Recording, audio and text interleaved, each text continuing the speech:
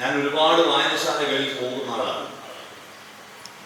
വായനശാലകളെ കുറിച്ച് ചാനലിൽ ഒരു ആഴ്ചയിൽ ഒരു പങ്ക്തി തന്നെ ഓരോ വായനശാലയെ പറ്റി, അതിൻ്റെ ചരിത്രത്തെ പറ്റി, അവിടുത്തെ വായനയെക്കുറിച്ച്, അവിടുത്തെ പുസ്തകങ്ങളുടെ ഘടനയെക്കുറിച്ച്, അവിടുത്തെ ലൈബ്രറിയുടെ സ്വഭാവത്തെക്കുറിച്ച്, അവിടുത്തെ അലമാരകളിലെ അടുപ്പിച്ചിട്ടയെക്കുറിച്ചൊക്കെ ഒരാഴ്ചയിൽ എൻ്റെ കണ്ണൂർ ജില്ലയിൽ മാത്രം പ്രചരിക്കുന്ന ഒരു ചാനലിൽ ഞാനൊരു പരിപാടി ചെയ്യുന്ന ഒരാളാണ്. അതുകൊണ്ട് മിക്ക ദിവസവും ഞാൻ ഇതൊക്കെ വായനശാലയിൽ ഉണ്ടാകും. പക്ഷേ ഇവിടെ ഈ വായനശാലയിൽ കയറി വന്നപ്പോൾ കിട്ടിയ ഒരു വൈബ് മറ്റൊരു വായനശാലയിൽ കിട്ടി. അതൊരു വല്ലാത്തൊരു അനുഭൂതിയാണ്. അത് പറഞ്ഞറിയിക്കാൻ പറ്റാത്തതാണ്. അത് ഈ വൈബ് ഒരുപാട് ഇടങ്ങളിൽ എത്തുമെന്ന കാര്യത്തിൽ തർക്കമില്ല. അതിനപ്പുറത്ത് ഞാൻ ഇതിനേക്കാൾ അത്ഭുതപ്പെട്ടത് ഈ പരിപാടിക്ക് എന്നെ ക്ഷണിച്ചപ്പോൾ ഒരു പുസ്തക പ്രകാശനം എന്ന് പറഞ്ഞാൽ ഒരു 10-50 പരമാവധി 100 ആളടങ്ങുന്ന ഒരു സദസ്സാണ് സാധാരണ പുസ്തക പ്രസാധനത്തിന് കാണാറുള്ളത്. ഇത്രയും വലിയൊരു ജനക്കൂട്ടം ഒരു പുസ്തക പ്രസാധനത്തിന് ഒത്തുചേരുന്നു എന്ന് പറയുന്നതിന്റെ അർത്ഥം ഈ വായനശാലയുടെയും ഇത് എഴുതിയ ബൈജു കുട്ടപ്പൻ എന്ന് പറയുന്ന വ്യക്തിത്വത്തിന്റെയും സൗഹൃദകലയും അദ്ദേഹത്തിന് ഈ പ്രദേശത്തുള്ള സ്വാധീനവും എത്രത്തോളം ഉണ്ടെന്ന് വ്യക്തമാക്കുന്നതാണ്. അദ്ദേഹം എന്നെ ഫോണിൽ വിളിച്ചിട്ട് പിന്നെ തുടർച്ചയായി മെസ്സേജുകളുമായിരുന്നു. അദ്ദേഹത്തിന്റെ ഒരു എന്തൂസിയാസം എന്ന വാക്ക് ഞാൻ PDCക്ക് നിർമ്മലഗിരി കോളേജിൽ പഠിച്ചിരുന്നു. ആ എന്തൂസിയാസം എന്ന വാക്കിന്റെ യഥാർത്ഥ അർത്ഥം ഞാൻ കണ്ടത് ബൈജു കുട്ടപ്പൻ എന്നെ ഫോണിൽ വിളിച്ച് ഞാൻ വരാന്ന് പറഞ്ഞതിന് ശേഷമുള്ള അദ്ദേഹത്തിന്റെ ഫോണിലും സംസാരങ്ങളിലും ഒന്നുമാണ്. അത്രയും ഒരു ആവേശവും ആയിരുന്നു അദ്ദേഹത്തിന്. ആ എന്തൂസിയാസമാണ് അദ്ദേഹത്തിന്റെ ഈ പുസ്തകത്തിനകത്തുള്ളത്. നമ്മളെല്ലാവർക്കും ബാല്യകാല സ്മരണകൾ ഇല്ലാത്തവർ വളരെ കുറവായിരിക്കും. മലയാളികളുടെ ഊസാഗ ലാസാഗു എന്താണെന്ന് ചോദിച്ചാൽ LCM എന്ന് പറഞ്ഞാൽ മനസ്സിലാവുന്ന കുട്ടികൾ വളരെ കുറച്ചേ കൂടിയുള്ളൂ. ഊസാഗ പറഞ്ഞാൽ മനസ്സിലാവുന്നത് കൂടുതലുള്ളത് മലയാളികളുടെ 12ന്റെയും 9ന്റെയും ഊസാഗയാണല്ലോ 3. 12നെയും 9നെയും 3 കൊണ്ട് ഹരിച്ചാൽ ശിഷ്ടം കിട്ടില്ല. മലയാളികളുടെ പൊതുവായിരിക്കുന്ന ഊസാഗ അവരുടെ ഗൃഹാതുരത്വമാണ്. ബാല്യകാലത്തിലേക്ക്, പഠിച്ച സ്കൂളിലേക്ക്, കൂടിക്കളിച്ച തറവാട്ടിലേക്ക്, നടന്നു വന്ന വഴികളിലേക്ക്, ഗ്രാമത്തിലേക്ക് തിരിച്ചു പോകാൻ മോഹമില്ലാത്ത ആളുകൾ മലയാളികളല്ല. നമുക്ക് വിശ്വപൗരനായിട്ട് ലോകത്തിലുള്ള ആഗോളവൽക്കരണത്തിന്റെ ഭാഗമായിട്ട് ലോകത്തിലുള്ള പല പല ഭക്ഷണങ്ങളും പല പല ജീവിത ശൈലികളും പല പല വാഹനങ്ങളും പല പല സംസ്കാരങ്ങളും സാഹിത്യങ്ങളെല്ലാം നമ്മൾ വായിച്ചാലും ഏതു ധൂസര സങ്കല്പങ്ങളിൽ വളർന്നാലും ഏത് യന്ത്രവൽകൃത ലോകങ്ങളിൽ പുലർന്നാലും മനസ്സിനുണ്ടാവട്ടെ ഗ്രാമത്തിൻ വിശുദ്ധിയും മണവും മമതയും വിത്തിരിക്കുന്ന പൂവും. വൈലോപ്പള്ളി ശ്രീധരമേനോന്റെ ആ വരികളാണ് നമ്മുടെയൊക്കെ ഗൃഹാതുരത്വം. ഒരു വട്ടം കൂടി എന്നോർമ്മകൾ മേയുന്ന തിരുമുറ്റത്തെത്തുവാൻ മോഹം, തിരുമുറ്റത്തൊരു കോണിൽ നിൽക്കുന്നൊരാ നെല്ലി മരമൊന്നോലുത്തുവാൻ മോഹം. ONV-യുടെ ആ വരികൾ നമ്മുടെ ഗൃഹാതുരതയുടെ പ്രതീകമായി മാറുന്നു. ആ നെല്ലിമരം ഏതാണ്? ആ നെല്ലിമരം എന്ന് പറയുന്നത് നമ്മൾ അന്ന് ചവർക്കുന്ന, അന്ന് കയക്കുന്ന, എന്നാൽ പിന്നീട് മധുരിച്ച ആ നെല്ലിമരങ്ങളാണ് ഇവിടെ ഇരിക്കുന്ന പല ടീച്ചർമാര്, അധ്യാപകർ. അവരാണ് ഈ നെല്ലിമരം. ആ നെല്ലിമരം അന്ന് ചൂരലെടുത്തിരുന്നു, ഊഴിക്കൂട്ടി തൊടയിൽ നുള്ളിയിരുന്നു. തൊടയിൽ നുള്ളിയിട്ട് പിന്നീട് ആ നുള്ളൽ വിട്ടിട്ട് തിരിച്ചു വരുമ്പോൾ ദിനോസറുകൾ നടക്കുന്ന പോലെ കാല് പാത്തി നടക്കുന്ന കുട്ടികൾ ഉണ്ടായിരുന്നു. അന്നത്തെ മാരകമായ അടിയും പേടിയും ഉണ്ടായിരുന്നു. അന്ന് അധ്യാപകർ വയറിളക്കം പിടിച്ചു പോട്ടെ എന്ന് അമ്പലത്തിൽ നേർച്ച നടന്ന ഒരുപാട് കുട്ടികൾ ഉണ്ടായിരുന്നു. ആ അനുഭവങ്ങളൊന്നും പക്ഷേ തുറന്നു പറയാൻ ധൈര്യം പലർക്കും. ആ അനുഭവങ്ങൾ, ആ മർദ്ദനത്തിന്റെ, ആ പ്രയാസത്തിന്റെ, അന്ന് അനുഭവിച്ച കാര്യങ്ങളുടെ, അന്നത്തെ പ്രണയങ്ങളുടെയൊക്കെ അനുഭവങ്ങൾ പറയാൻ ഇപ്പോ പൂർവ്വ വിദ്യാർത്ഥി സംഗമങ്ങൾ ഒത്തുചേർന്നുകൊണ്ടിരിക്കുകയാണ്. ഈ പൂർവ്വ വിദ്യാർത്ഥി സംഗമങ്ങൾ ഒത്തുചേരുന്ന ഒരു കാലഘട്ടം, ഒന്ന് രണ്ട് സിനിമകൾ, ക്ലാസ്മേറ്റ്സ് എന്ന സിനിമയും അതുപോലെ 2-3 പൂർവ്വ വിദ്യാർത്ഥികളെ പറ്റി നടന്ന സിനിമകളുണ്ട്. ആ സിനിമകൾ വന്നതിന് ശേഷം മാത്രമല്ല പൂർവ്വ വിദ്യാർത്ഥി സംഗമങ്ങൾ ശക്തി പ്രാപിച്ചത്. ഈ വാട്സപ്പിൽ ആളുകളെ തപ്പാൻ തുടങ്ങി, ഫേസ്ബുക്ക് വന്നു. എന്നാ ഇതൊന്നും അല്ല കേട്ടോ. അന്ന് ഒഴിഞ്ഞു വീണ പൂക്കൾ പെറുക്കിയെടുക്കാൻ ഇപ്പോൾ പ്രായമായ ആളുകൾ പരിശ്രമിച്ചുകൊണ്ടിരിക്കുകയാണ്. അന്നൊക്കെ പ്രേമമൊക്കെ ഉണ്ടായിരുന്നു, പക്ഷെ പറയാൻ ധൈര്യം ഉണ്ടായിരുന്നില്ല. ആരാദ്യം പറയും എന്നോനും കാമുകൻ വിചാരിച്ചു, ആരാദ്യം പറയുമെന്ന് കാമുകി വിചാരിച്ചു. രണ്ടാളും കിട്ടില്ല. അവസാനം സെൻട്രൽ ആയ ദിവസം ഒരു ഓട്ടോഗ്രാഫ് എടുക്കുക. ആ ഓട്ടോഗ്രാഫ് ഈ പുസ്തകത്തിൽ ഒരു പ്രധാനപ്പെട്ട കഥാപാത്രമാണ് ഓട്ടോഗ്രാഫ്. ആ ഓട്ടോഗ്രാഫിൽ എഴുതും, കടലിൽ മറന്നാലും കടൽ കരയെ മറന്നാലും ഞാൻ നിന്നെ മറക്കില്ല. പക്ഷേ SSLC പരീക്ഷയിൽ പിരിഞ്ഞു പോയാൽ പിന്നെ ഒരു വിവരമില്ലല്ലോ.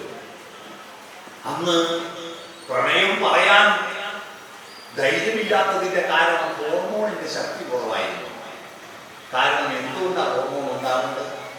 ഉച്ചക്കത്ത കറി ചക്കക്കുരു വെള്ളരിക്ക് പോലെ, രാത്രിയും വെള്ളരിക്കും ചക്കക്കുരു പോലെ. ഇതിനെക്കൊണ്ട് എന്ത് ഹോർമോണുണ്ട്? അതുകൊണ്ട് തന്നെ അത് ധൈര്യമായിരുന്നു. ഇന്ന് 5ാം ക്ലാസ്സിലെ കുട്ടികൾ പ്രപ്പോസ് ചെയ്യാം. കാരണം എത്രയാ ഇറച്ചി തിന്നുന്നത്, എത്രയാ മീൻ കിട്ടുന്നത്.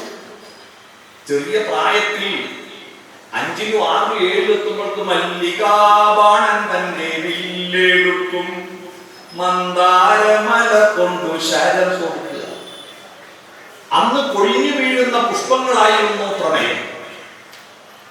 ഇപ്പൊ അന്ന് പ്രണയിച്ചവരെല്ലാം വാട്സപ്പായി ഫോൺ നമ്പർ കിട്ടി. ഇപ്പൊ നല്ല ഭക്ഷണവും നല്ല കുറച്ചൊരാരോഗ്യമായപ്പോ പഴയ ആളുകളെയൊക്കെ തപ്പി ഇറങ്ങിയിട്ടുണ്ട്. അതാണ് പൂർവ്വ വിദ്യാർത്ഥി സംഗമങ്ങളിൽ ഇങ്ങനെ ശക്തിപ്പെടാൻ കാരണം. ആ നഷ്ടവസന്തങ്ങളുടെ തത്വവിശ്വാസങ്ങളെ ഏറ്റുവാങ്ങി മുന്നോട്ട് പോകാൻ വേണ്ടി പരിശ്രമിച്ചുകൊണ്ടിരിക്കുകയാണ്. അവിടെയൊക്കെ നല്ല കാര്യങ്ങൾ പറയുമെങ്കിലും അന്നത്തെ തീക്ഷ്ണമായ അനുഭവങ്ങൾ, അന്നത്തെ വേദനകൾ, ആ വേദനകൾ ഒരു എന്താ പറയാ, നമ്മുടെ സിനിമകളിലൊക്കെ കാർ റേസിംഗ് കാണില്ലേ? കാർ റേസിംഗ്, വില്ലനും നായകനും തമ്മിൽ കാർ ഓടിച്ചു പോയിട്ട് ഓടുന്ന വഴിയിൽ ഉണ്ടാകുന്ന പ്രശ്നങ്ങളല്ല. ആ കാർ റേസിംഗിന്റെ ത്രില്ലിനേക്കാൾ നല്ല ത്രില്ലോടുകൂടി നമുക്ക് വായിക്കാൻ പറ്റിയതാണ് അന്നത്തെ ഓട്ടങ്ങൾ. അന്നത്തെ പട്ടി കടിക്കുമ്പോൾ ഓട്ടം, അവിടുന്ന് ചാടിക്കടക്കുമ്പോൾ ഉണ്ടാകുന്ന അവസ്ഥ, അവിടുന്ന് പട്ടി പിൻഭാഗത്ത് കടിയേറ്റപ്പോൾ ഉണ്ടാകുന്ന നൊമ്പരം, ഇതെല്ലാം നിനക്ക് അനുഭവപ്പെട്ട മാതിരി. ഇത് വൈലോപ്പള്ളിയുടെ ഉജ്ജ്വല മുഹൂർത്തം എന്ന് പറയുന്ന മനോഹരമായ ഒരു കവിതയും.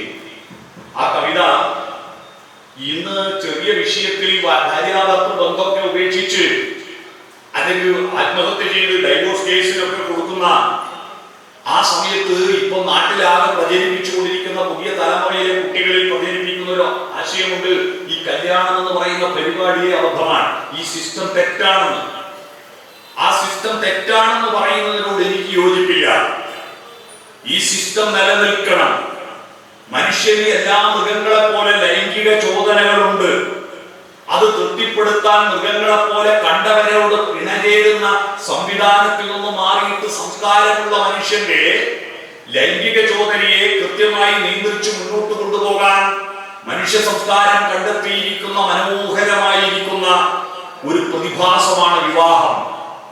ചിന്താവിഷ്ടയായ സീതയിൽ സീത പറയുന്നുണ്ട്, പരിപാവനമാം വിവാഹമേ സുതിമന്ദാര മനോജ്ഞ പുഷ്പമായി ചിരിയിൽ കുളിരേകി നിന്ന നിൻ ഗതി കാണുക എത്ര അധപ്പതിച്ചു നീ. ആ വിവാഹം അധപ്പതിച്ചു പോകുന്നത് വലിയ ആപത്താണ്. ആ വിവാഹബന്ധം, പ്രണയബന്ധം, പ്രണയം എന്ന് പറഞ്ഞാൽ കല്യാണം വരെയുള്ള ഐ ലവ് യു പറയലാണെന്ന് തെറ്റിദ്ധരിച്ചിരിക്കുന്നു നമ്മുടെ ന്യൂ ജനറേഷൻ. അല്ല, പ്രണയം എന്ന് പറഞ്ഞാൽ വിവാഹം മുതൽ മരണം വരെ പൂത്തുകൊണ്ടിരിക്കുന്നതാണ്. മരിക്കുന്നത് വരെ വിവാഹം, ഈ പ്രണയം പൂത്തുകൊണ്ടിരിക്കണം. വിവാഹിതർക്ക് പ്രണയിക്കാൻ ഞാൻ 2 കഷായം പറഞ്ഞു തരട്ടെ.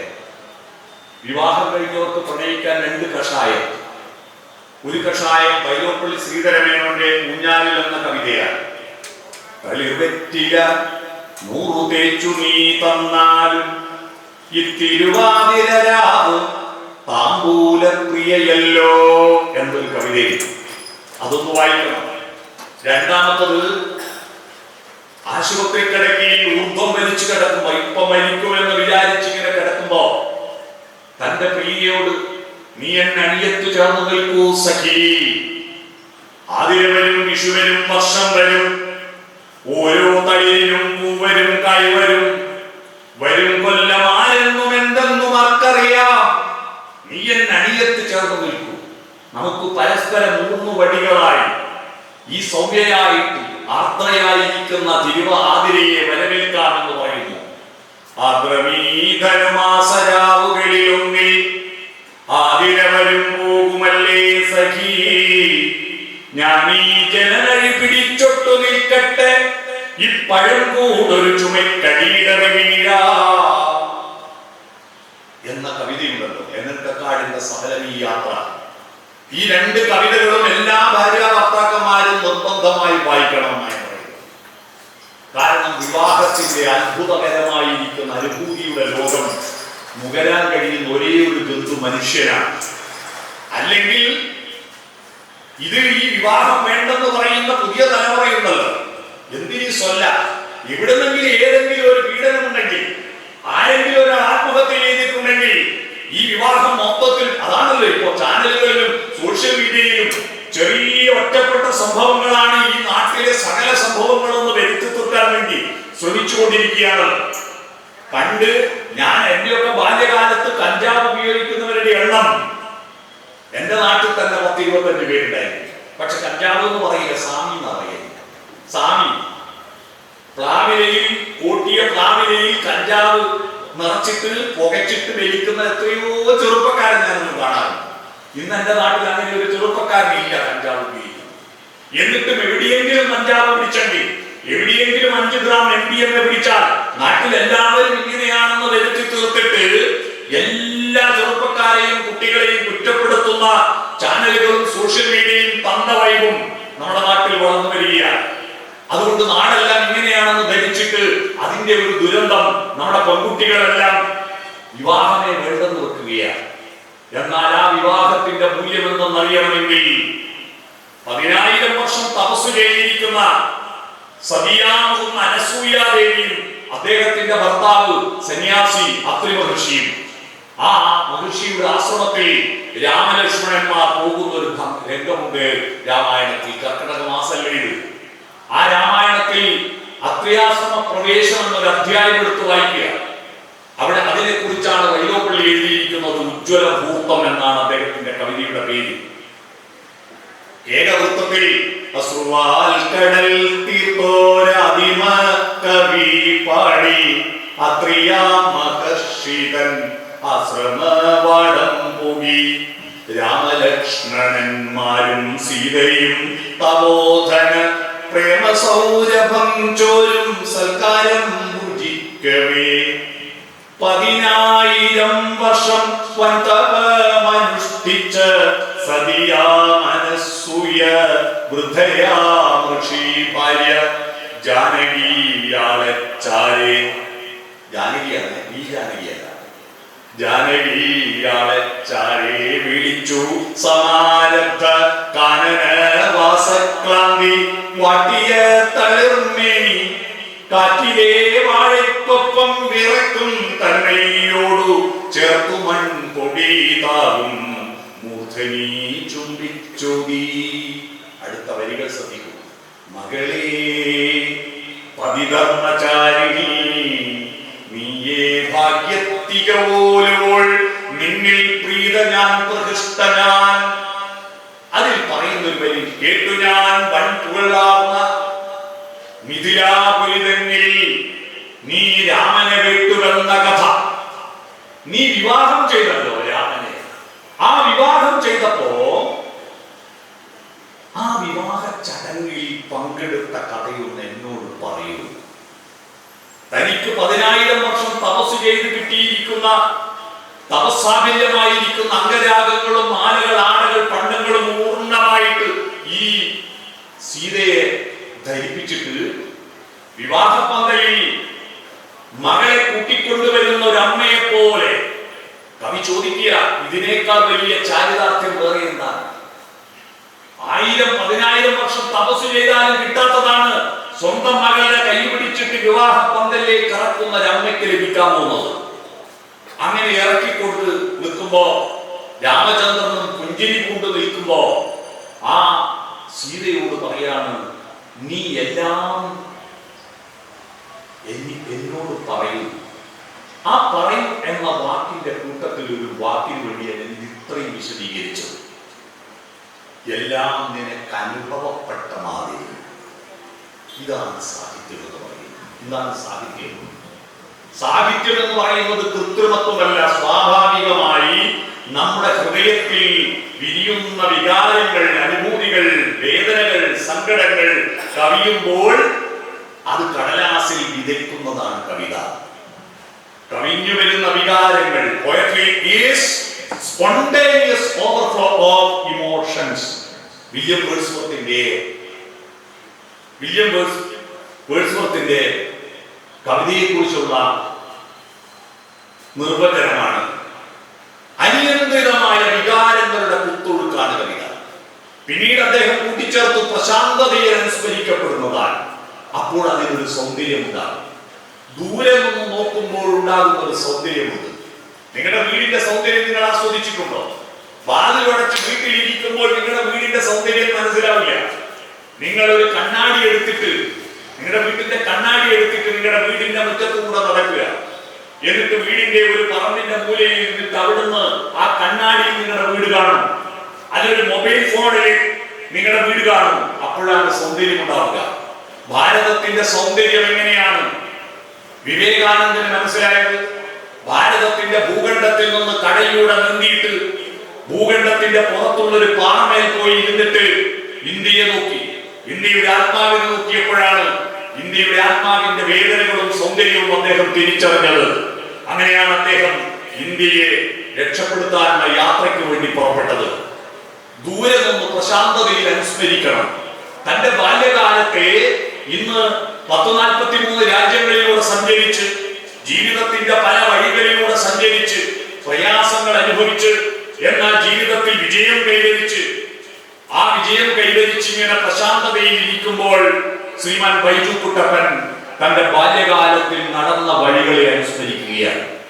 അന്നത്തെ വേദനകൾ, അന്നത്തെ സങ്കടങ്ങൾ, അന്നത്തെ പ്രയാസങ്ങളെല്ലാം തനിക്ക് അനുഭവപ്പെട്ട മാതിരി.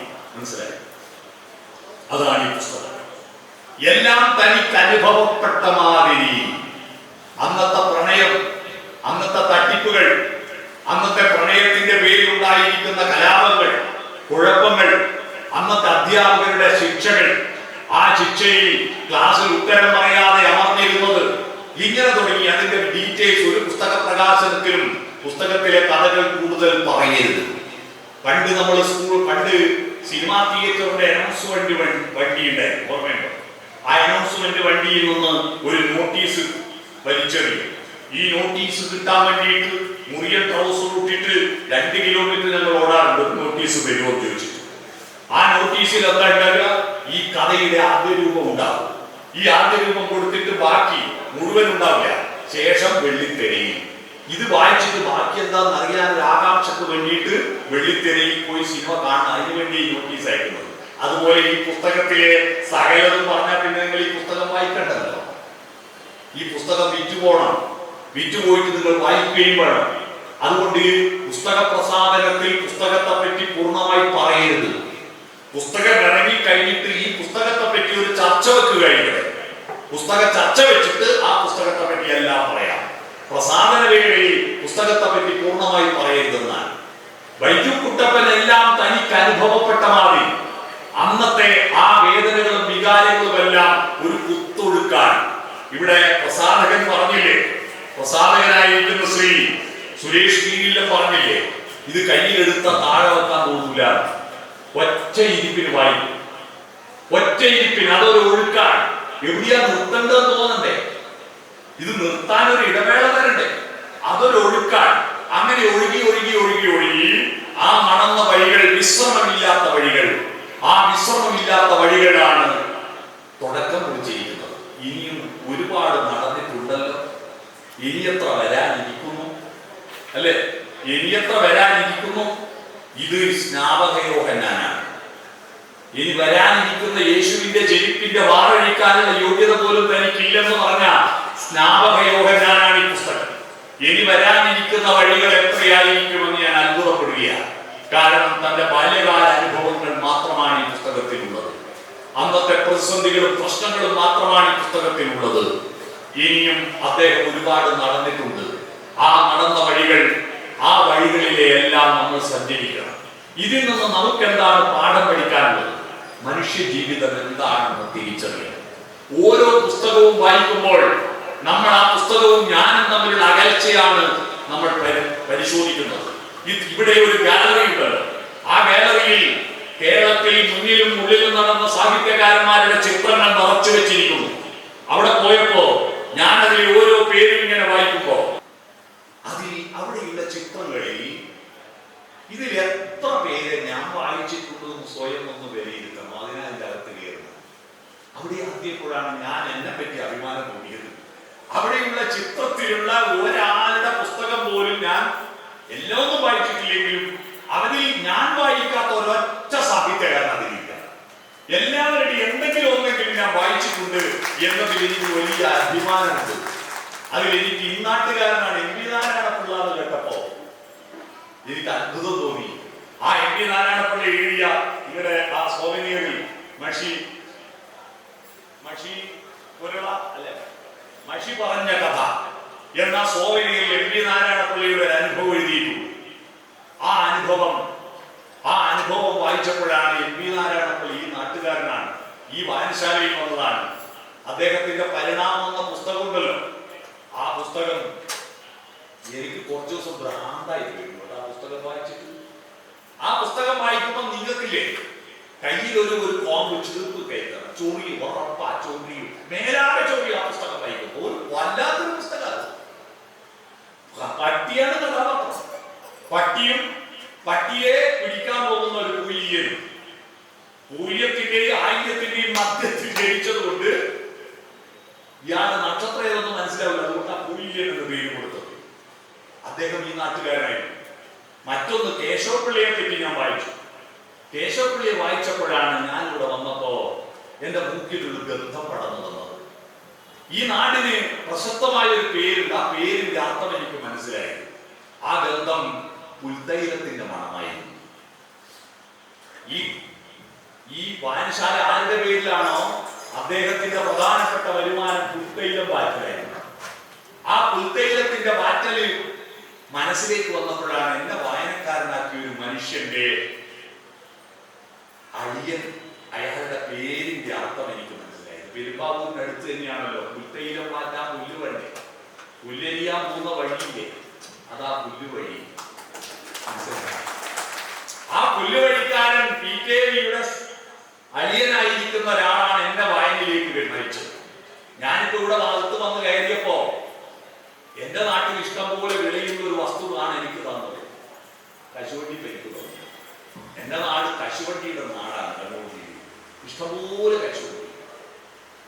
ഈ കശുവണ്ടിയുടെ ഒരു കുഴപ്പം, ഞങ്ങളൊക്കെ പഠനത്തിന്റെ പുസ്തകത്തിനും പെണ്ണിനുള്ള കാശുണ്ടാക്കുന്നത് സരസ്വതി സൃഷ്ടിച്ച ഈ പഴത്തിലൂടെയാണ്. സരസ്വതിയും കശുവണ്ടിയും തമ്മിലൊരു ബന്ധമുള്ളൊരു കഥയുണ്ട്. ബ്രഹ്മാവെല്ലാം സൃഷ്ടിച്ചിരിക്കുമ്പോൾ സരസ്വതി ചോദിച്ചു, എനിക്കൊരു ചാൻസ് തരും. അങ്ങനെ ബ്രഹ്മാവ് അവളെ അഭ്യർത്ഥന അംഗീകരിച്ച് സൃഷ്ടിയുടെ പാസ്വേഡ് കൈമാറി. അങ്ങനെ സരസ്വതി നോക്കിയപ്പോൾ ബ്രഹ്മാവ് ഉണ്ടാക്കിയ പഴങ്ങളെല്ലാം ഒന്നിക്ക് ഉരുണ്ടിട്ടു, അല്ല നീണ്ടിട്ടു. അപ്പൊ നീണ്ടതും ഉരുണ്ടതുമായ ഒരു പഴം ഉണ്ടാക്കി സരസ്വതി. അങ്ങനെ അതിന് ജീവൻ കൊടുത്തു. ആ പഴം കാണാൻ ബ്രഹ്മാവ് വന്നു. ഇത് നല്ല പഴം, നല്ല അഭിപ്രായപ്പെടാം. അപ്പൊ സരസ്വതി ചോദിച്ചു, അല്ല ഭഗവാനെ, ഞാൻ ഒരു പഴം ഉണ്ടാക്കാൻ എത്ര സമയം എടുത്തു പറയും? നിങ്ങൾ ഈ കോടിക്കണക്കിന് മാങ്ങയും തേങ്ങയും ചക്കയും ഇതെപ്പോ ഉണ്ടാക്കുന്നത്? അപ്പോ ബ്രഹ്മാവ് പറഞ്ഞു, ഇതെല്ലാം ഞാൻ ഉണ്ടാക്കണ്ട. പിന്നെയോ, അത് പഴത്തിനകത്തുള്ള വിത്തില്ലേ, ആ അത് മുളച്ചു വന്നിട്ട് മരമാകും. മരം വീണ്ടും പൂക്കും, പൂത്തിട്ട് കായ്ക്കും, കായ്ച്ചിട്ട് അതിൽ വീണ്ടും പഴമുണ്ടാകും, അതിൽ വീണ്ടും വിത്തുണ്ടാകും. അങ്ങനെ വിത്ത്, മരം, പഴം, വിത്ത്, മരം, പഴം, വിത്ത്, മരം, പഴം. അങ്ങനെ ലോകമുള്ളിടത്തോളം കാലം ഇതിങ്ങനെ ആവർത്തിച്ച് പോയിക്കൊണ്ടിരിക്കും. അപ്പൊ സരസ്വതി പറഞ്ഞു, അല്ല ഇതിനകത്ത് വിത്തുണ്ടോ? ഞാൻ കണ്ടിട്ടില്ല, ഞാൻ വിത്തില്ലാത്ത പഴമാണ് ഉണ്ടാക്കിയത്. അപ്പൊ ഇനിയിപ്പൊന്ന് ചെയ്യും. അപ്പൊ ഒന്നുകൂടി പാസ്വേഡ് കൊടുത്ത് വിത്ത് ഉണ്ടാക്കാൻ പറഞ്ഞു. ഇങ്ങനെ വിത്തുണ്ടാക്കി. പക്ഷെ പഴത്തിന് ജീവൻ കൊടുത്തു പോയതുകൊണ്ട് വിത്ത് അതിന്റെ അകത്ത് കയറ്റാൻ പറ്റാത്തതുകൊണ്ട് ഈ പഴത്തിന്റെ പുറത്ത് പിടിപ്പിച്ചു വിത്ത്. അങ്ങനെ കശുവണ്ടിയുടെ വിത്ത് ഒരു കഥയിൽ ആ കശുവണ്ടി വെറുതെ വിറ്റിട്ടാൽ ഞങ്ങളൊക്കെ സ്കൂളിൽ പോകാനുള്ള വരുമാനം ഉണ്ടാക്കി. ഈ വിത്തിനൊരു കുഴപ്പം, കശുവണ്ടിക്ക് ഒരു കുഴപ്പം, ഇതിന്റെ അണ്ടി കഴിച്ചുള്ള മാങ്ങയുണ്ടല്ലോ, അത് വേസ്റ്റാ. അതിങ്ങനെ പെറുക്കി കൂട്ടും, കുന്നുപോലെ കൂട്ടും. അത് വേസ്റ്റേജ് പോകാതെ നിന്ന സങ്കടം കൊണ്ട് നമ്മുടെ നാട്ടിലെ ചില പ്രമുഖന്മാരിൽ ഈ പഴങ്ങളെല്ലാം വാരിക്കൊണ്ടുപോയിട്ട് ഒരു പാറക്കുഴിയിലിട്ട് ചവിട്ടി വീട്ടിട്ട് അതിന്റെ വെള്ളം പാത്രത്തിൽ സൂക്ഷിക്കും.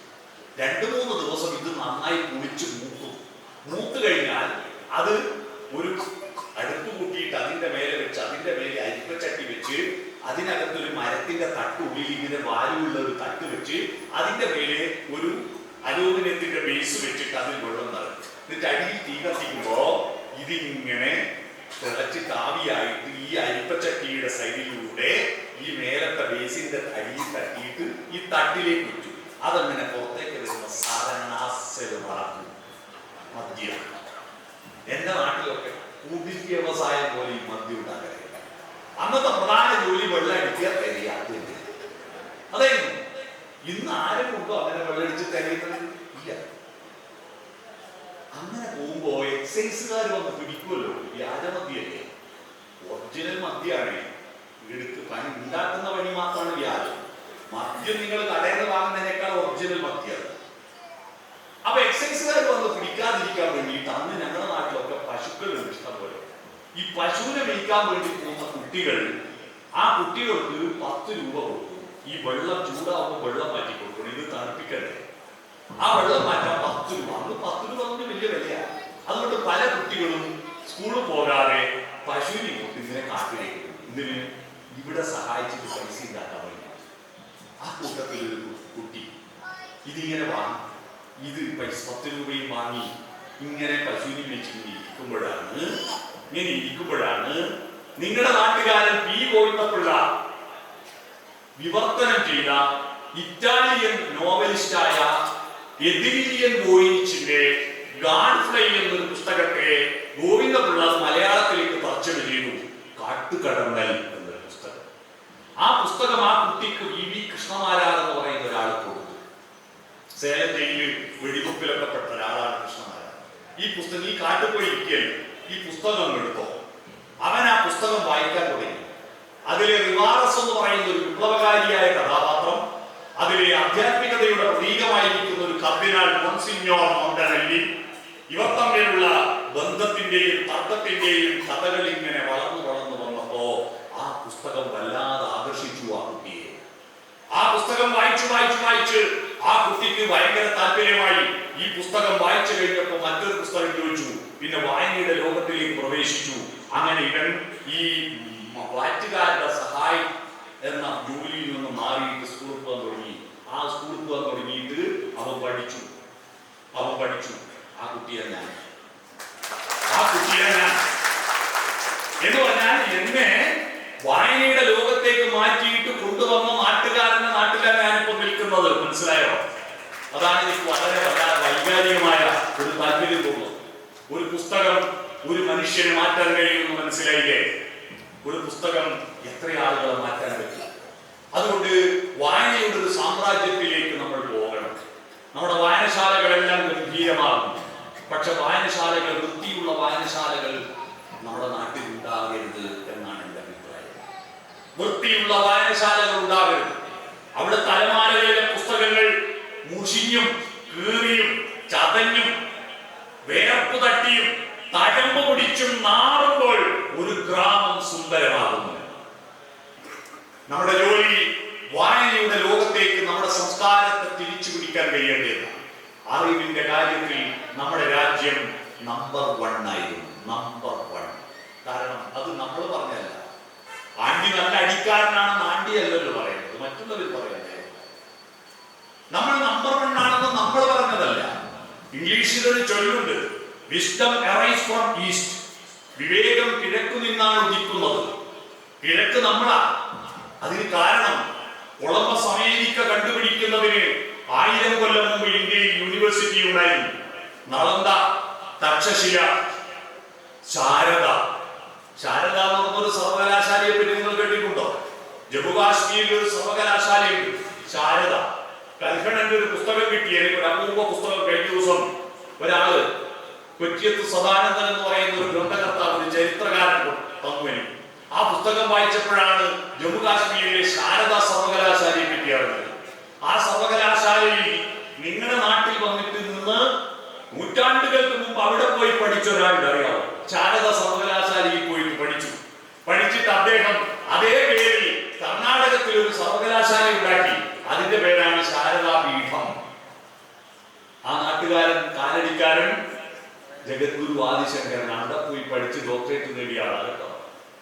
ഈ സർവകലാശാലകൾ ഉണ്ടായിരുന്നു, ഉപനിഷത്തുകൾ ഉണ്ടായിരുന്നു.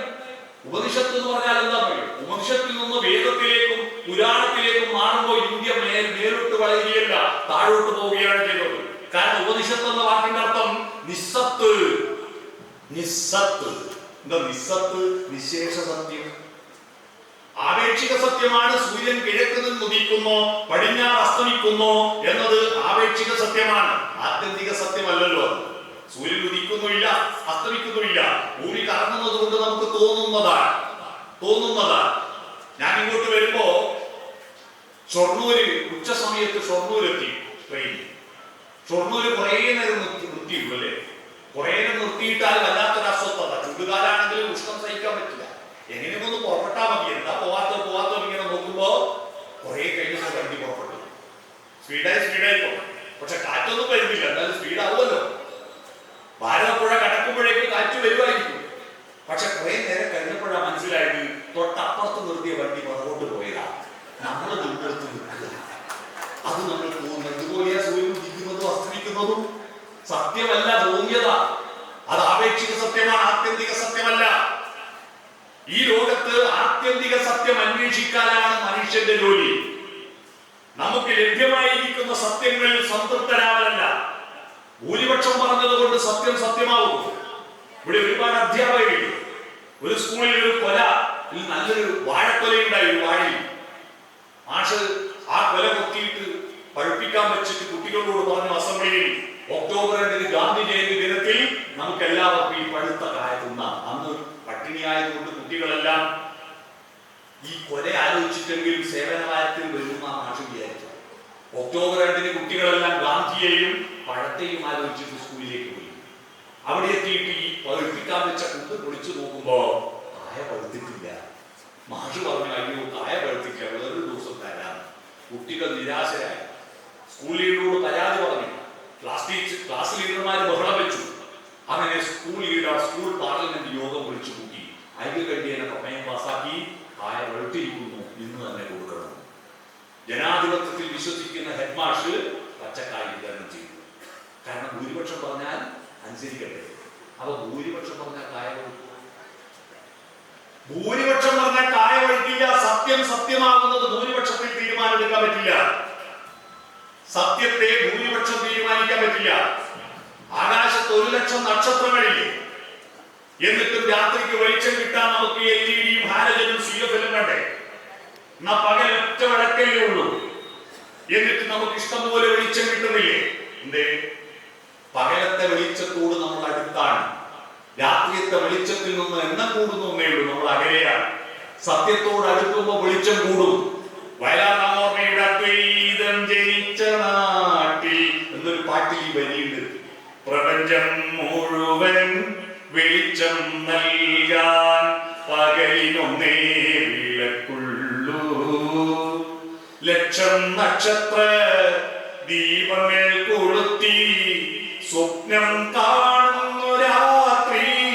വെളിച്ചം സ്വപ്നം കാണുന്നു രാത്രി. അദ്വൈതം ജനിച്ച നാട്ടിൽ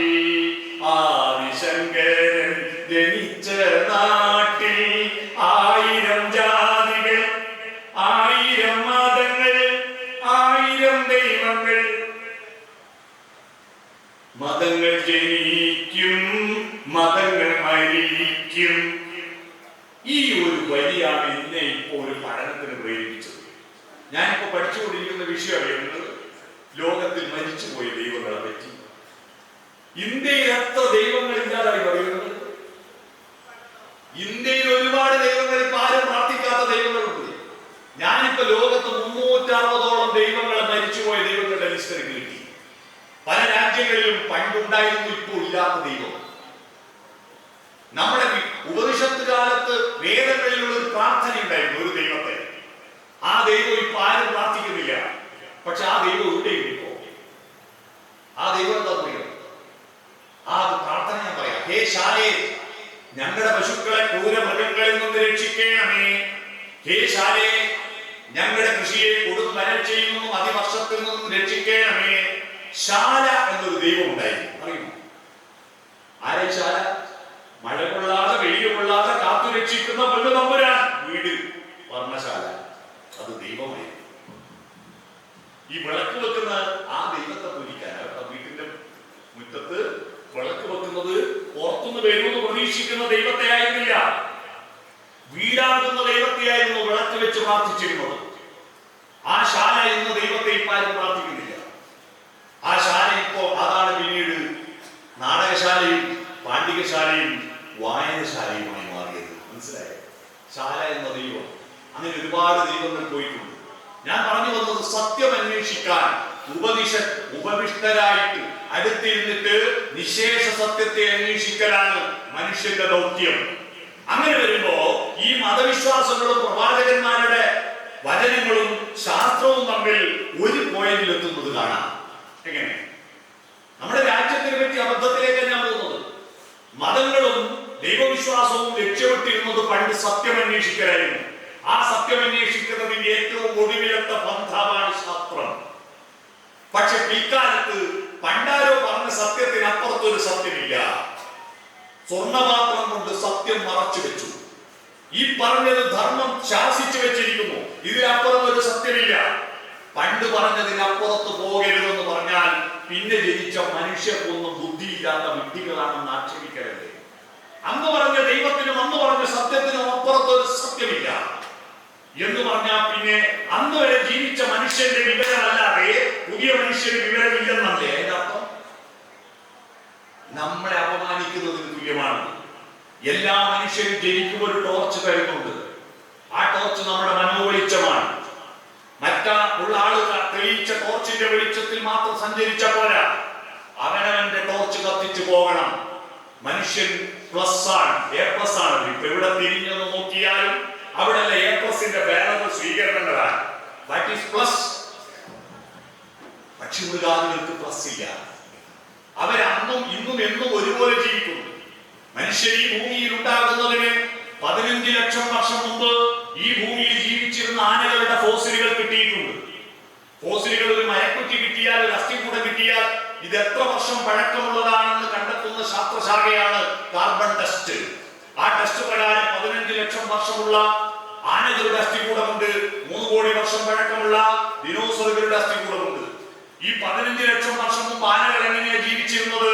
അതേപോലെ തന്നെയാണ് 2025 ജീവിക്കുന്നത്.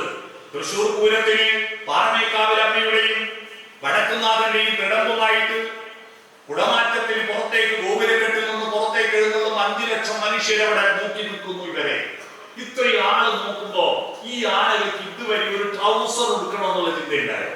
ഇല്ല. അന്നും ഇന്നും എന്നും ഒരുപോലെ ജീവിക്കുന്നവരാണ് പക്ഷിമൃഗാദികൾ. അവർക്ക് പ്ലസ് ഇല്ല, അവർ മൈനസും ഇല്ല. അവര് പരിസ്ഥിതിക്ക് ഒരാഘാതവും ഉണ്ടാക്കുന്നില്ല. അവരുടെ ഗ്രാഫ് ഇങ്ങനെ പോവാ, മേലോട്ടും താഴോട്ടും ഇല്ല. നമ്മളാണ് പ്ലസ് ചെയ്യുന്നത്. നമ്മുടെ ബാല്യവും ഇന്നത്തെ നിങ്ങളുടെ ബാല്യവും തമ്മിലുള്ള വ്യത്യാസം ഈ പുസ്തകത്തിൽ നിന്ന് വായിക്കാം. അന്നത്തെ സ്കൂളിന്റെ ഭീകരമായ അവസ്ഥയും ഇന്നത്തെ സ്കൂളിന്റെ അവസ്ഥയും തമ്മിലുള്ള വ്യത്യാസം ഈ പുസ്തകം വായിക്കുമ്പോൾ നമുക്ക് താരതമ്യം ചെയ്യാം. ഇന്നത്തെ അധ്യാപകർ എത്ര സ്നേഹമസന്നമായിട്ട്, എത്ര മെമ്പർമാരാണ്, എത്ര നല്ലവരാണ്. അന്നത്തെ അധ്യാപകർ നല്ലവരല്ലാഞ്ഞിട്ടല്ല, പക്ഷെ അവരുടെ ശീലമാണ്. അവരുടെ ശീലം എന്താ? അടിയും ഇടിയുമാണ്. വീട്ടി ഭട്ടതിരിപ്പാടിന്റെ ആത്മകഥ വായിച്ചു നോക്കാം. ഓദിക്കൻ ചെയ്യുന്ന ഭീകരമായ മർദ്ദനത്തെ പറ്റിയിട്ട് അദ്ദേഹം പറഞ്ഞിട്ടുണ്ട്. അത് ഓദിക്കൽ ദുഷ്ടത കൊണ്ടൊന്നുമല്ല, അത് ശീലിച്ചു പോയതാണ്. ഇങ്ങനെ പഠിച്ചാലേ കുട്ടികൾ പഠിക്കൂ എന്ന ധാരണ വന്നുപോയത് കൊണ്ടാണ് നമ്മുടെ നാട് വികസിക്കുന്നു, മാറിക്കൊണ്ടിരിക്കുന്നു. അപ്പോഴാണ് നമ്മൾ മനുഷ്യരാവുന്നത്. പണ്ടത്തതൊന്നും മറക്കുകയില്ല, പുതിയതൊന്നും പഠിക്കുകയില്ലെങ്കിൽ നമ്മൾ മനുഷ്യരുടെ ലിസ്റ്റിൽ പെടില്ല, റേഷൻ കാർഡിൽ നിന്ന് പേര് വെട്ടണം. നമ്മൾ പുതുതായിക്കൊണ്ടിരിക്കണം. നമ്മുടെ ഭാരതത്തിൽ പറ്റിയ ഈ അറിവുണ്ടല്ലോ, ഈ അറിവ് ഭയങ്കര. വേദങ്ങൾ എന്ന് പറഞ്ഞാൽ എവിടെ എഴുതി വെച്ചിരുന്നില്ല, ഓതി പഠിപ്പിക്കലായിരുന്നല്ലോ. വേദങ്ങളെ ചൊല്ലിപ്പഠിപ്പിക്കുന്ന ആളെ ഓദിക്കൻ എന്നാ പറഞ്ഞത്. ഓദിക്കൻ എന്ന് പറഞ്ഞാൽ ഓതി കൊടുക്കുന്നവൻ, എഴുതിക്കനല്ല. ഈ ഓതുകൊള്ളൊരു കുഴപ്പം, ശബ്ദത്തിന്റെ ഒരു പ്രശ്നം ഉണ്ടാകുമ്പോ തന്നെ ഇല്ലാതാവും. ഉണ്ടാകുമ്പോ ഇല്ലാതാവും. ഞാനിപ്പോ പറയുന്നത് ഇവിടെ റെക്കോർഡിംഗ് വെച്ചുകൊണ്ട് കേൾക്കാം, അത് പുതിയ സൗകര്യം. പണ്ട് അങ്ങനെ ഇല്ലല്ലോ, ആരെങ്കിലും ഒന്ന് പറഞ്ഞ അപ്പൊ തന്നെ ഇല്ലാതായില്ലേ. ശബ്ദം അന്തരീക്ഷത്തിൽ ഇങ്ങനെ ഹലോ ഹലോ ഹലോ ഒന്നും നിൽക്കില്ലല്ലോ. ഇത് കാലത്തിനും ദേശത്തിനും അപ്പുറത്തേക്ക് നമ്മുടെ ആശയങ്ങളും വികാരങ്ങളും എത്തിക്കാൻ എന്ത് സൂത്രമുണ്ടെന്നാണ് അന്നത്തെ കാട്ടാളന്മാർ ആലോചിച്ചത്. കാലത്തിനും ദേശത്തിനും അപ്പുറത്തേക്ക് എത്തണം, ശബ്ദത്തെ എത്തിക്കണം, ആശയങ്ങളെ എത്തിക്കണം. അതിനെന്താ മാർഗം? അങ്ങനെ നടക്കുമ്പോഴാണ് ഒരു തൂവൽ വീണ് കിട്ടിയത്. ഈ തൂവൽ എടുത്തിട്ട് എന്തിനാവോ ഏതിനാവോ എന്ന് അവന്റെ മനസ്സിൽ ഒരു പര ഉണ്ടായി. ഇത് പര. ചിന്ത എന്ന് പറയുന്നത് അക്ഷരങ്ങളിലോ ഭാഷയിലോ ഉള്ളതല്ല. ഒരു കുട്ടി ജനിച്ച ഉടനെ ആ കുട്ടിക്ക് വിശക്കുന്നു എന്ന് വിശക്കുന്നത് വിശപ്പെന്ന വാക്ക് പഠിച്ചിട്ടല്ലോ. മൂത്രയിക്കണമെന്നുള്ള തോന്നലുണ്ടാകുന്നത് മൂത്രം എന്ന വാക്ക് പഠിച്ചിട്ടല്ലോ. പക്ഷിമൃഗാദികൾക്ക് ഇണചേരാൻ തോന്നുന്നത് ഇണചേരുക എന്ന വാക്ക് പഠിച്ചിട്ടല്ലോ. ആശയങ്ങൾ മനസ്സിലുണ്ടാകുന്നതാണ് പര. അത് പ്രകടിപ്പിക്കാൻ ഒരു മാർഗം കണ്ടെത്തും. പശ്യന്തി പശ്യന്തി. ആ മാർഗം കണ്ടെത്തിയിട്ട് കേൾക്കുന്നവരും ഞാനും തമ്മിൽ ഒരു മധ്യമം ഉണ്ടാക്കും. അതാ മധ്യമ. നാലാമത്തതാണ് വൈഖരി.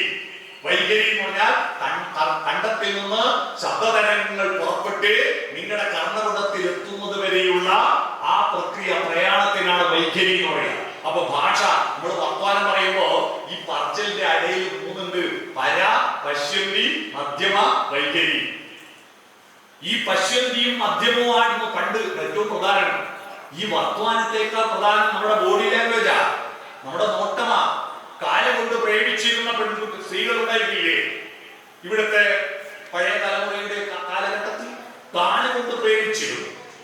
ഇന്നത്തെ കുട്ടികൾ കാല് കാണിച്ചിട്ട് പ്രേമിക്കും. അത് കാല് കൊണ്ട് പ്രേമിച്ചിരുന്നു. അതെങ്ങനെയാ കാല് കൊണ്ട് പ്രേമിച്ചത്? പാലിയത്ത് വളപ്പിൽ അന്ത്യവിശ്രമം കൊള്ളുന്ന കഴിഞ്ഞ വർഷം മരിച്ചുപോയ ഒരു മനുഷ്യന്റെ ശബ്ദത്തിൽ നമ്മളത് കേട്ടിട്ടുണ്ട്. പൂർണ്ണേന്ദുമുഖിയോടമ്പലത്തിൽ വച്ച് പൂജിച്ച ചന്ദനം ഞാൻ ചോദിച്ചു, കൺമണി അതു കേട്ടു നാണിച്ചു നാണിച്ചു, കാർനകം കൊണ്ടൊരു വര വരച്ചു. വട്ടം വരച്ചു. അന്ന് അങ്ങനെയല്ലേ പ്രയോഗം.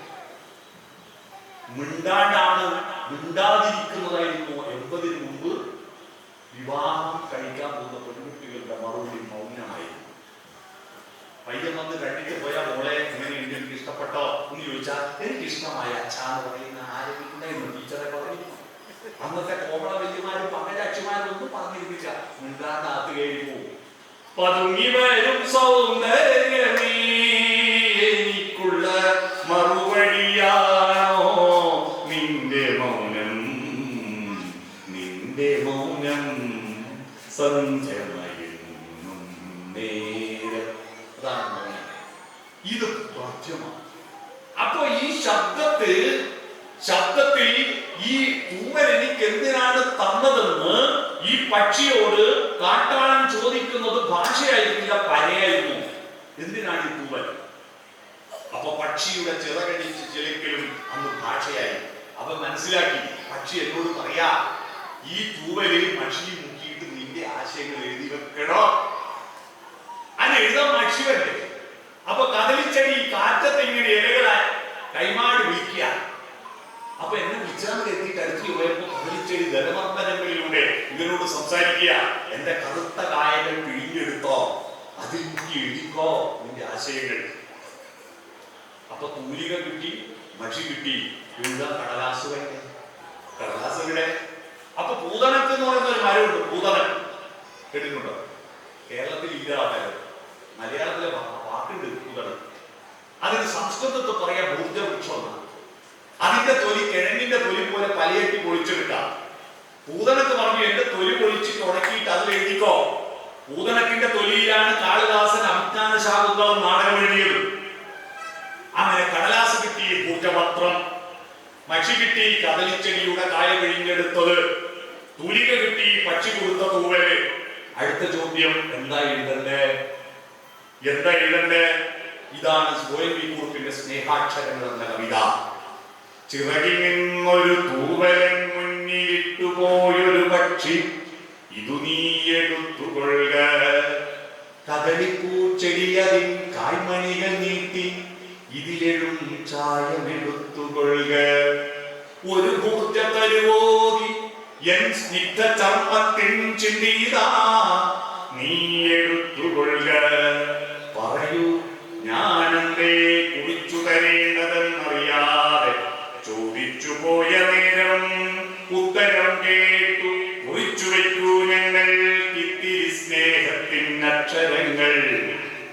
ഉത്തരം കേട്ടു കുറിച്ചു വയ്ക്കൂ ഞങ്ങൾ ഇത്തിരി സ്നേഹത്തിൻ അക്ഷരങ്ങൾ. ഒടുവിലെ പക്ഷിയും ഏതോ ശരമേറ്റ് ഹൃദയ നഭസിൽ പിടഞ്ഞു വീഴെ, ഇടവഴിയോരത്തെ കദളിപ്പൂച്ചെടി നിന്നൊരിടവും ഇന്നെന്റെ മറവിയായി. ഒരു ഭൂർജവൃക്ഷവും ഏതോ പുരാണത്തിൻ ചില തിന്നൊരേട്ടിൽ പിഴുതടിഞ്ഞു. ഇനി എനിക്കെന്ത് തൂവൽ മഷി താളും, എന്തു ഞാൻ ആർക്കായി കുറിച്ചിടണ്ടോ? ഉത്തരം കേട്ടു എങ്ങുമിന്നോ എല്ലാം ഒരിത്തിരി സ്നേഹത്താൽ വീണ്ടെടുത്തു. ഉത്തരം കേട്ടു എങ്ങുമിന്നോ എല്ലാം ഒരിത്തിരി സ്നേഹത്താൽ വീണ്ടെടുത്തു. അങ്ങനെയാ എഴുതി വെച്ച് അക്ഷരങ്ങൾ ഉണ്ടായത്. ആ അക്ഷരങ്ങളാണ് തലമുറ തലമുറ കൈമാറി കാലത്തിനും ദേശത്തിനും അപ്പുറത്തേക്ക് വന്നത്. അതുകൊണ്ടാണ് അമേരിക്കയിൽ എഴുതിയ ഇൻക്രെഡിബിൾ ജേണി എന്ന നോവൽ പ്രൈസ് നേടിയ നോവൽ ഞാൻ ഇവിടെ ഇരുന്ന് വായിക്കുന്നത്. അതുകൊണ്ടാണ് 2000 വർഷത്തിനപ്പുറം മുമ്പ് എഴുതിയ രാമായണം വായിക്കുന്നത്. കാലത്തിനും ദേശത്തിനും അപ്പുറത്തേക്ക് മനുഷ്യന്റെ ആശയങ്ങൾ പ്രചരിപ്പിക്കുവാൻ കഴിഞ്ഞപ്പോഴാണ് മനുഷ്യനുണ്ടായത്. നിങ്ങളുടെ നാട്ടിൽ എത്ര പട്ടിയും പൂച്ചയും ആനയും ജീവിക്കുന്നു, മരിക്കുന്നു. ഏതെങ്കിലും ഒരു ആനയെയും ഒരു പൂച്ചയുടെയും വികാരങ്ങൾ തലമുറ തലമുറ കടന്നുപോയിട്ടുണ്ടോ? അതിന്റെ വികാരങ്ങൾ കാത്തു സൂക്ഷിക്കാൻ നമുക്കറിയില്ല. ആരാ മനുഷ്യൻ? മനുഷ്യൻ എന്ന മതത്തിന്റെ നിർവചനം എന്താ? ഭൂതകാലത്തിന്റെ അറിവുകളിൽ നിന്നും ഓർമ്മകളിൽ നിന്നും ഊർജം ശേഖരിച്ച് വർത്തമാന കാലഘട്ടത്തിന്റെ യാഥാർത്ഥ്യങ്ങളോട് ഒരച്ചു കത്തിച്ച് അതിന്റെ വെളിച്ചത്തിൽ ഭാവി കാലത്തെ രൂപപ്പെടുത്തുന്നവനെയാണ് മനുഷ്യൻ എന്ന് പറയുക. ഇതൊന്നുകൂടി ഞാൻ ആവർത്തിച്ചു പറയാം, നിങ്ങൾ ഹൃദയം കൊണ്ട് ഏറ്റുവാങ്ങണം.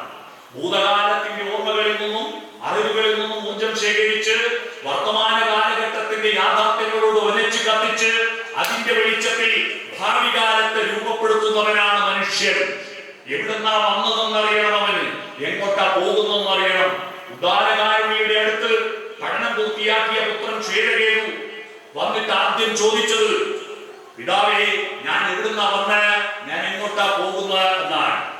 അതിന് മറുപടിയായിട്ടാണ് ഉദാരകാരുണ്യ പറഞ്ഞ മറുപടിയിൽ നിന്നാണ് തത്വമസി എന്ന വാക്കുണ്ടായത്. പല പർവ്വതങ്ങളിൽ പെയ്ത മഴത്തുള്ളി ഒഴുകി കടലിലെത്തിയാൽ ആ കടലിലെ ഒരു തുള്ളി വെള്ളത്തിന് പറയാൻ കഴിയുമോ താൻ ഏത് പർവ്വതത്തിൽ പെയ്ത മഴത്തുള്ളിയാണെന്ന്? തത്വമസി, ആ മഴത്തുള്ളി നീയാകുന്നു. നമ്മൾ അങ്ങനെ തട്ടിത്തടഞ്ഞു വരിക. ആ മഴത്തുള്ളി കാട്ടാറായി ഒഴുകിയിട്ട് ഇവിടെ 50, 60, 70 വയസ്സ് കഴിഞ്ഞവരോട് എനിക്ക് അഭ്യർത്ഥിക്കാനുള്ളത്, നിങ്ങളുടെ ജീവിതത്തിന്റെ ദൗത്യം എന്താ? കടലിൽ ചേരലാണ്. കടലിൽ നീ ചെല്ലണം, കാമുകനെ കാണണം, കല്യാണം അറിയിക്കണം എന്ന പാട്ട് നിങ്ങൾ കേട്ടിട്ടുണ്ട്. പക്ഷെ അതല്ല പുഴയുടെ ദൗത്യം. കടലിൽ ചേരലല്ല, മരണമാകുന്ന കടലിൽ പോകാനല്ല നമ്മൾ ജനിച്ചത്. ഒരു 60-80 വയസ്സ് കഴിഞ്ഞ പലരോട് എന്തൊക്കെ വിശേഷം രാമേട്ട, എന്താ മോനെ, അന്ന് വിളിക്കുമ്പോ പോണം, അത്രയും പോകാനാ. പിന്നെ വരണം, പോകാനല്ല നമ്മൾ വന്നത്. നമ്മുടെ ദൗത്യം ജയചന്ദ്രൻ ബാല്യത്ത് വളപ്പിൽ അന്ത്യവിശ്രമം ചെയ്യപ്പെടുന്ന ദേവേന്ദ്രൻ പുഴയെ പറ്റി പാടിയ മറ്റൊരു പാട്ടുണ്ട്. പുഴയ്ക്ക് മറ്റൊരു പര്യായമാണ് കല്ലോലിനി. കല്ലോലിനി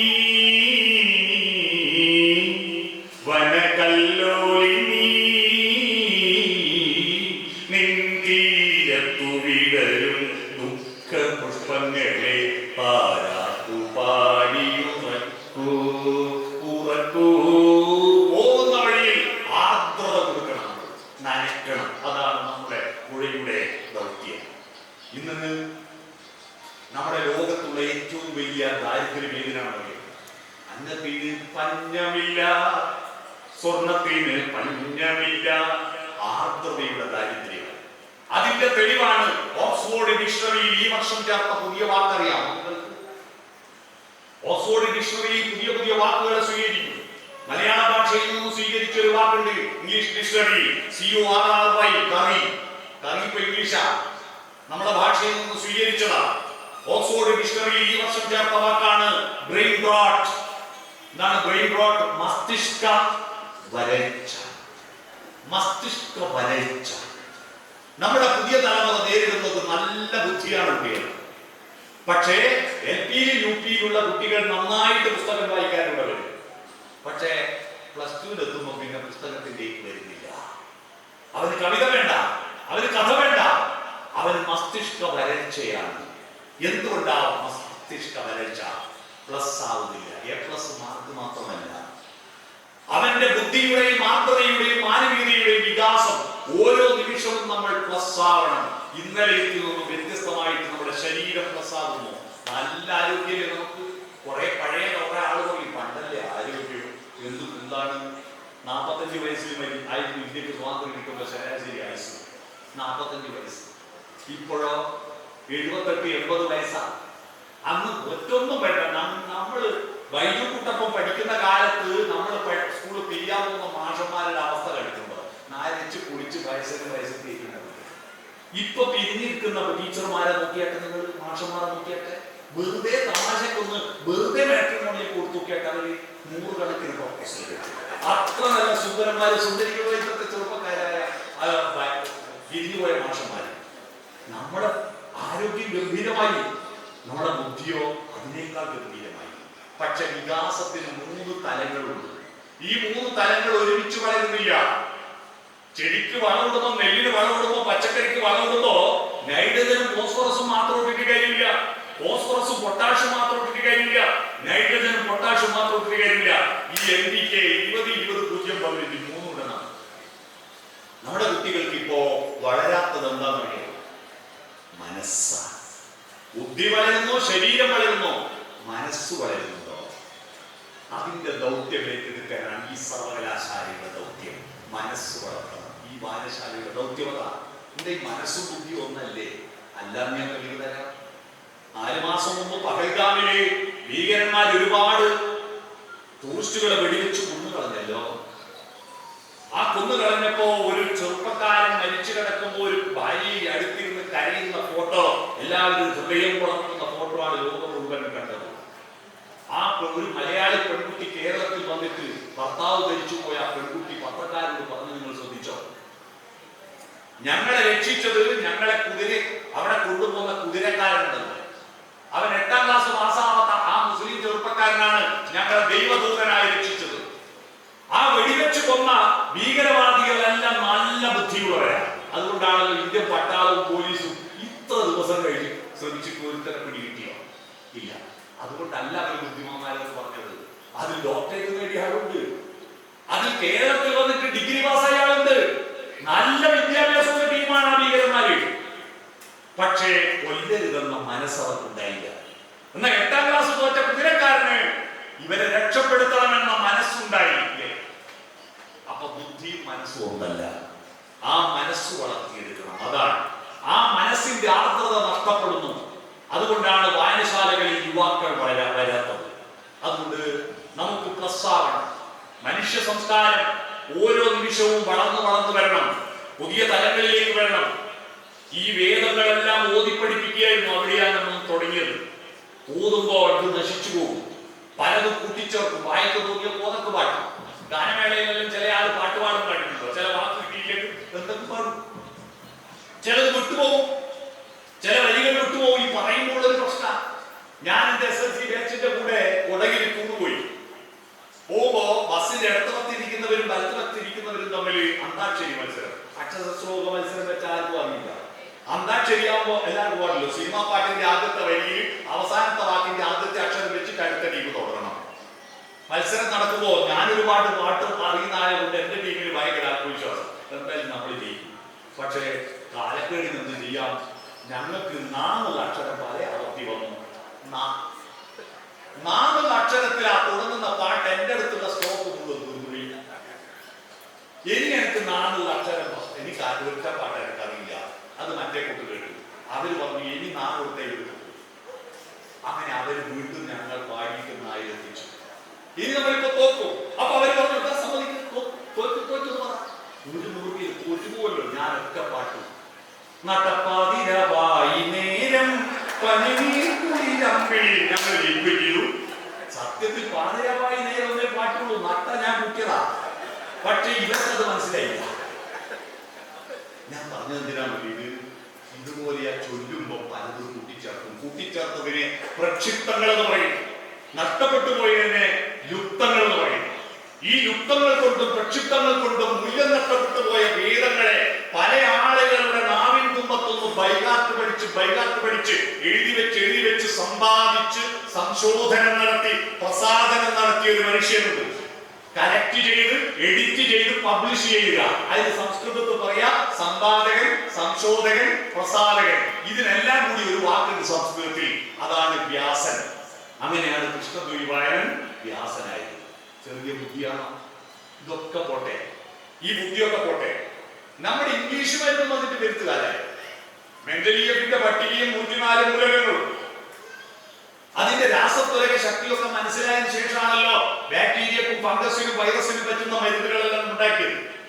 എന്നാൽ ഈ മരുന്നും ബാക്ടീരിയയും ലാബറട്ടറിയും ടെസ്റ്റ് ട്യൂബും പണലും എക്സ്റേയും മൈക്രോസ്കോപ്പും ഒന്നും ഇല്ലാത്ത കാലത്ത് 1000 കൊല്ലം മുമ്പ് നമ്മുടെ നാട്ടിലെ മരങ്ങളുടെയും ചെടികളുടെയും പള്ളികളുടെയും ഇലയും തൊലിയും പൂവും കായും വേരും വായിലിട്ട് ചവച്ചരച്ചു നോക്കിയിട്ട് വാദത്തിന് പറ്റുമോ, പിത്തത്തിന് പറ്റുമോ, കഫത്തിന് പറ്റുമോ എന്ന് കണ്ടെത്തിയിട്ട് ആയിരക്കണക്കിന് കഷായവും അരിഷ്ടവും വടകവും ലേഖ്യവും തൈലവും ഗുളികകളും ഉണ്ടാക്കി വെച്ച സഞ്ജീവിനിയും ചരകനും സുശ്രുതനും ചെറിയ ബുദ്ധിയാണ്. ഇപ്പോ നമ്മൾ ഉപയോഗിക്കുന്നില്ല. അന്ന് എഴുതി വെച്ച സാധനം ആയുർവേദ മരുന്നുകൾ, അതെന്തൊരു ബുദ്ധിയാണ്. ഇത്രയും ബുദ്ധിമാന്മാർ നമ്മുടെ രാജ്യത്തുണ്ടായിരുന്നു. 18 പുരാണങ്ങളിൽ 25,000 പേരുണ്ടായി. ആ പേരല്ലേ നമ്മൾ ഈ അമ്പുരാക്ഷിയും കമലാക്ഷിയും കോമണ വലിയല്ലായ. അതിനു മുമ്പ് പേരുണ്ടോ നമ്മുടെ നാട്ടിൽ? ഈ ഭൂമിയിൽ സകലത്തിനും പേരിട്ട മനുഷ്യരല്ലേ. ആകാശത്തിന് ആകാശമൊന്നും ഭൂമിക്ക് ഭൂമിയൊന്നും ദൈവത്തിന് ദൈവമൊന്നും പേരിട്ടത് നമ്മളാ. നമ്മൾ വരുന്നതിന് മുമ്പ് ഒരാൾക്കും പേരില്ല. കാട്ടിലെ രാജാവാര് ലോകത്ത് എവിടെ ചോദിച്ചാലും കുട്ടികൾ പറയും സിംഹമാണെന്ന്. പക്ഷെ ആ ഇവരെ ഇതുവരെ ഒരു സിംഹം അറിയില്ല. സിംഹത്തിനറിയില്ല ഞാൻ ആ നാട്ടിലെ രാജാവ് ആദ്യമൊക്കെ പിറ്റേന്ന് ഇന്നോവ കാറ് വേണോ, എസ്കോർട്ട് വേണോ, കൊട്ടാരം വേണോ പറയും. അത് വെറും നിലത്ത് കിടന്നുറങ്ങുന്നു. അതിന്റെ ഭക്ഷണം അത് വേട്ടയാടി പിടിച്ചു തിന്നുന്നു. നമ്മൾ നിശ്ചയിച്ചത് ആ സിംഹമാണ് കാട്ടിലെ രാജാവെന്ന്. പക്ഷി മൃഗാദികൾക്കൊന്നും അവരുടെ പേരറിയില്ല, നമ്മക്കേ അറിയൂ. 25,000 പേരുണ്ട് പുരാണത്തിൽ. ധൃതരാഷ്ട്രം 100 മക്കൾക്ക് പേരിട്ടില്ല, ഒന്നുപോലും ആവർത്തിച്ചില്ലല്ലോ. ഇപ്പൊ 2 മക്കൾക്ക് പേരിടാൻ കണ്ട നെറ്റ് തപ്പുക, കണ്ടാലോടല്ല ചോദിക്കുക. ഇത്രയും പേരുകൾ ഉണ്ടാക്കി. അത്ഭുതമല്ലേ, അത്ഭുതമല്ലേ. ഇനിയിപ്പോ പുതിയ സിനിമകളിലെല്ലാം പേരിടുമ്പോ പുരാണത്തിൽ ഇല്ലാത്ത പേരിടണ്ടേ? എല്ലാം ദൈവമല്ലേ, പുരാണത്തിൽ എല്ലാം ദൈവമാണ്. അതുകൊണ്ട് ഇനിയുള്ള സിനിമകൾക്ക് പേരിന് പകരം നമ്പറായി. പണ്ട് പോലീസുകാരെ 310, 421 വിളിക്കും പോലെ ഓരോ കഥാപാത്രത്തിന്റെ പേര് മിസ്റ്റർ 719. നമ്മൾ പഴയതെല്ലാം നടന്ന സനാതന ധർമ്മവുമായി നടന്നു, അധുനാതനമായില്ല. വിദേശികൾ നന്നായി പള്ളിയിൽ പോയി പ്രാർത്ഥിക്കുകയും ചെയ്യും, അവര് ശാസ്ത്രത്തിൽ വിശ്വസിച്ചു. നമ്മൾക്ക് അമ്പലവും ദൈവവും മാത്രം മതി. പണിയെടുക്കുന്നവനൊന്നും തന്നെ അറിവ് കിട്ടിയില്ല, അറിവുള്ളവരാരും തന്നെ ഒരു പണിയെടുത്തില്ല. അവര് ശ്ലോകം ചൊല്ലിയിരുന്നു.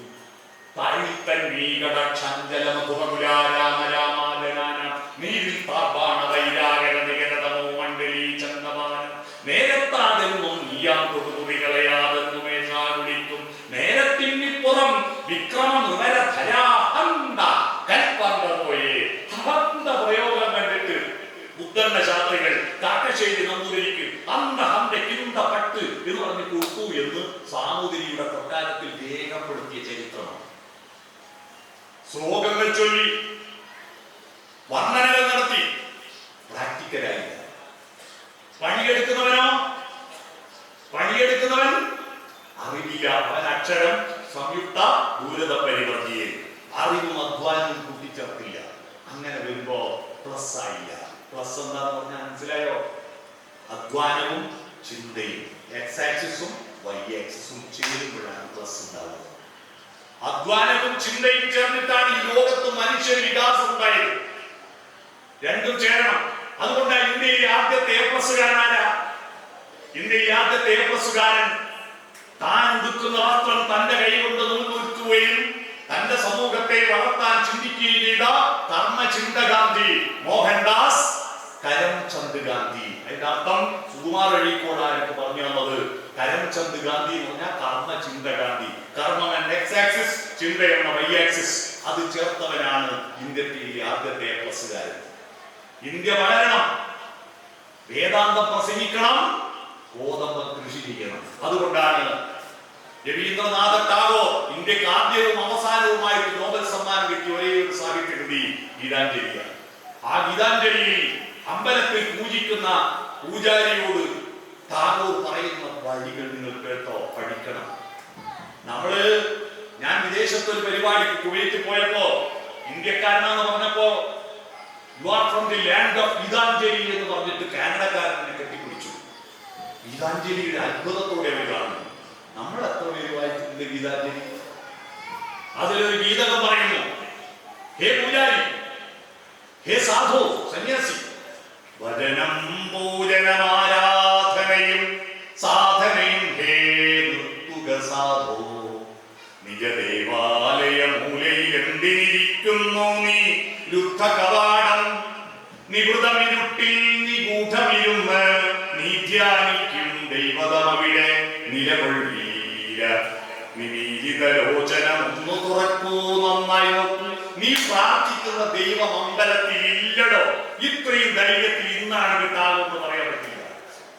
കാരണം അന്ന് പറഞ്ഞ അവിടെ ഇല്ല. കൂട്ടിയ കണ്ണ് തുറന്നിട്ട് നന്നായി നോക്കൂ. എന്റെ കുടുംബത്തിൽ നിന്ന് കുറെ സ്ത്രീകൾ ഗുരുവായൂർ നടയിൽ തൊഴാൻ പോയി പണ്ട് കുറെ കാലത്ത്. എന്റെ ചെറിയ മോൻ 3ാം ക്ലാസ് പഠിക്കുന്ന മോനെയും കൂട്ടി അവൻ പോയിട്ട് തിരിച്ചു വന്നിട്ട് എന്നോട് പറഞ്ഞു, അച്ഛാ ഈ അച്ഛമ്മ അമ്മ എല്ലാം ഒരു പൊട്ടത്തിലാണ്. ഞാൻ ചോദിച്ചത് 4 മണിക്കൂർ ക്യൂ നിന്നിട്ടാണ് ഗുരുവായൂർ നടേന്റെ മുമ്പിൽ എത്തുന്നത്. മൊബൈൽ ഫോൺ എടുക്കാൻ അനുവാദമില്ല. ബോറടിച്ച് ചത്തുപോയി. അവിടെ എത്തിയിട്ട് നോക്കുകയില്ല. ഈ നടേന്റെ മുമ്പിൽ എത്തിയിട്ട് ഇവര് കണ്ണുകൂട്ടി പ്രാർത്ഥിക്കുക. കണ്ണുകൂട്ടാനാ പിന്നെ വീട്ടിൽ കൂട്ടിയാ പോലെ ആടെ പോയി കൂട്ടണം. കാണാനില്ലേ പോയെന്ന് എന്റെ മോൻ എന്നോട് ചോദിച്ച. ടാഗോർ പറഞ്ഞു, കൂട്ടിയ കണ്ണ് തുറന്നിട്ട് നോക്കൂ, വിമീലിതലോചനം ഒന്ന് തുറക്കൂ, നന്നായി നോക്കൂ. ദൈവം എവിടെ? കരിനില മുഴുവൻ കർഷകരോടും വർഷം മുഴുവൻ വഴി നന്നാക്കാൻ പെരിയ കരിങ്കൽ പാറ മുറുക്കിയൊരുക്കും പണിയാളരോടൊത്തും ചേർന്നമരുന്നു ദൈവം. മണ്ണാർന്നിരു കൈകളിലും ഉടച്ചെളിയിലിറങ്ങൂ, തടയൂ ശുഭ്രം വസ്ത്രം, കൊതിയോ മുക്തിയിൽ മുക്തിയിരിക്കുവതെവിടെ, നിനക്കെങ്ങത് കിട്ടും സംസ്കൃതിയോട് സാക്ഷാൽ പ്രഭുവും സർഗത്തുടലാൽ കെട്ടുവിടം കിടപ്പൂ. മതിനിധ്യാനം മാറ്റൂ പൂജാപാത്രം, വസ്ത്രം കീറി മുഷിഞ്ഞതു മതി, നീ അദ്ദേഹത്തോട് കർമ്മവ്രതിയായി ചേരൂ. വേർപ്പൊഴുകട്ടെ വേർപ്പൊഴുകട്ടെ വേർപ്പൊഴുകട്ടെ. വേർപ്പൊഴുക്കുക, അറിവും അധ്വാനവും കൂട്ടിച്ചേർക്കുക. എനിക്കിതിൽ ഏറ്റവും മനോഹരമായിട്ട് ഇവിടെ ഈ വായനശാലയെ കുറിച്ച് ഒരു ബുക്ക്ലെറ്റ് ഉണ്ട്. അതിലെനിക്ക് ഏറ്റവും ആകർഷകമായി തോന്നിയിരിക്കുന്ന ഒരു അധ്യായം എന്താണെന്നറിയോ? ഓരോ ആഴ്ചയിലും ഫാർമേഴ്സ് ക്ലബ്ബ് നാട്ടിലെ കർഷകർക്ക് അറിയാനും പറയാനും ഒരു പുതിയിടം. അധ്വാനവും അറിവും ചേരണം. കൃഷി വേണ്ടേ? കൃഷിയുമാണ് രാജ്യത്തെ മാറ്റിയത്, അല്ലേ? കാർഷിക സംസ്കാരമാണ്. ആ കൃഷിയിൽ നിന്ന് അകന്നു പോകാൻ നമ്മൾ. അധ്വാനമില്ലാതെ ചിന്ത കൊണ്ട് മാത്രം കഴിയില്ല, ചിന്തയില്ലാതെ അധ്വാനം കൊണ്ട് കഴിയില്ല. അതുകൊണ്ട് ഇതിനെ വായനശാലകളുടെ പ്രധാനപ്പെട്ട ദൗത്യം ഇതിനെ കണക്ട് ചെയ്യുക എന്നതാണ്. VS സുനിൽകുമാർ കൃഷിമന്ത്രിയായിരുന്നപ്പോ ഏറ്റവും മികച്ച കുട്ടി കർഷകൻ അവാർഡ് കിട്ടിയത് എന്റെ നാട്ടിലെ ഒരു സ്കൂളിലെ കുട്ടിക്കാണ്. അവന് കൊടുത്ത സ്വീകരണ പരിപാടിയിൽ അവന്റെ എനിക്ക് ഏറ്റവും കേട്ട് ഇഷ്ടപ്പെട്ട ഒരു പ്രസംഗം. ആ കൊച്ചു മോൻ പറയാ, അപ്പൂപ്പൻ പാടിത്തന്ന പാട്ട് കേട്ടിട്ടാണ് ഞാൻ കൃഷിയിലേക്ക് ഇറങ്ങിയത്. ഏത് പാട്ടാ മോനെ അപ്പൂപ്പൻ പാടിത്തന്ന? നീ പാടെന്ന് പറഞ്ഞു എല്ലാവരും. അവൻ പാടി, ചെമ്പകപ്പൂങ്കാവനത്തിലെ പൂമലച്ചോട്ടിൽ പണ്ടൊരിക്കലൊരാട്ടിടയൻ തപസ്സിരുന്നു, വിണ്ണിൽ നിന്നും വന്നിറങ്ങിയ ഭഗവാനപ്പോൾ ഒരു ചന്ദനത്തിൽ മണി വീണ അവനു നൽകി. ഇന്നാണെങ്കിൽ ഒരു ഐഫോൺ നൽകി എന്ന് പറയാം. തങ്ക സ്വപ്ന ശതങ്ങളാം തന്ത്രികളിൽ കെട്ടി, അതിൽ സുന്ദര പ്രതീക്ഷകൾ തൻ ചായം പൂരട്ടി, ആ തലയ്ക്കും ഹൃദയത്തിൽ തുളുമ്പിയ രാഗങ്ങൾ രാത്രിയും പകലും അവൻ വീണയിൽ വീട്ടി. രാവും പകലും വീണയിൽ വീട്ടി. ഇപ്പൊ പിള്ളേർക്ക് 12-1 മണി വരെ വീണയിൽ വീട്ടാനല്ലേ? ആ മധുര സംഗീതത്തിൽ ലഹരിയാലെ സ്വന്തം ഭൂമി ദേവിയ പാവം മറന്നുപോയി. ശ്യാമളമാം ഭൂമിയാകെ പാഴ്മരുവായി മാറിപ്പോയി. പാവമപ്പോൾ പശിയാലെ പാട്ടു നിർത്തി. വിശന്നപ്പോ ഭൂമി മരുഭൂമിയായിട്ട് തിന്നണ്ടേ? കമ്പ്യൂട്ടറിന്റെ മുമ്പ് പോയിട്ട് www.com നടിച്ചാൽ മസാല ദോശ കിട്ടൂലല്ലോ. വിശന്നപ്പോ പാട്ട് നിർത്തി. കാത്തു നിൽക്കും വയലിൽ തൻ കലപ്പയൂന്നി, സ്വന്തം വേർപ്പു കൊണ്ടു വിതയ്ക്കുവാൻ അവനിറങ്ങി. എന്നുമെന്നും സമൃദ്ധിതൻ പൊന്മണികൾ വിളയിക്കാൻ മഞ്ഞിതിന്റെ മകനായിട്ടവനിറങ്ങി. ഈ പാട്ട് കേട്ടിട്ടാണ് ഞാൻ കൃഷിയിലേക്ക് ഇറങ്ങിയത്. ഒരു പാട്ട് കൊണ്ട് ഒരു കർഷകൻ ഉണ്ടാവുന്നു. നമ്മുടെ പുസ്തകവും അറിവും അക്ഷരവും മണ്ണും കൂടിച്ചേരും, കൃഷിയുമായി കൂടിച്ചേരും, ഉർവരമാകും. അതിലൂടെ നമ്മുടെ കുട്ടികളുടെ മനസ്സിന്റെ മസ്തിഷ്കത്തിന്റെ വരൾച്ച തടയും. അതിൽ നനയ്ക്കും. അതിന് നനയ്ക്കണമെങ്കിൽ വായനയുടെ 10 ഘട്ടങ്ങളിലൂടെ സഞ്ചരിക്കും. അത് പറഞ്ഞിട്ട് എന്റെ പ്രസംഗം നിർത്താം. മനസ്സ് നന്നാവണം. വായനയുടെ 10 ഘട്ടങ്ങൾ. വായനയ്ക്ക് 10 ഘട്ടങ്ങളുണ്ട്. ഒന്നാമത്തത് തോന്നണം എന്നതാണ്. വായിക്കാൻ പുസ്തകമില്ലാഞ്ഞിട്ടല്ല, വായിക്കുന്നത് മോശമാണെന്ന് വിചാരിച്ചിട്ടല്ലല്ലോ വായിക്കാത്തത്. പുസ്തകം കയ്യിൽ കിട്ടിയാലും വായിക്കില്ല. തോന്നണം. വേണ്ടേ? തോന്നണമെങ്കിൽ മനസ്സുണരണം.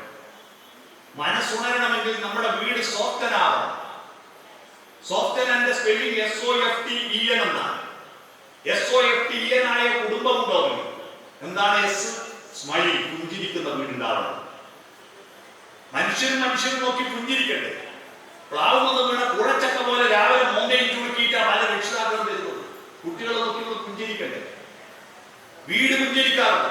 വീടിന്റെ ചുണ്ടാണ് മുന്നിലത്തെ വാതിൽ തുറക്കാറുണ്ടോ? വാതിൽ തുറന്നിട്ട് മുറ്റത്ത് സ്വർഗത്തെ കാട്ടിക്കൊടുക്കാറുണ്ടോ? മുറ്റത്ത് സ്വർഗമുണ്ട്. കൊച്ചുകാര്യങ്ങളിൽ ദൈവത്തെ കാണണ്ടേ? അരുന്ധതിയോയുടെ നോവൽ വായിച്ചു, ഗോഡ് ഓഫ് സ്മോൾ തിങ്സ്. കൊച്ചുകാര്യങ്ങളിൽ ദൈവത്തെ കണ്ടു.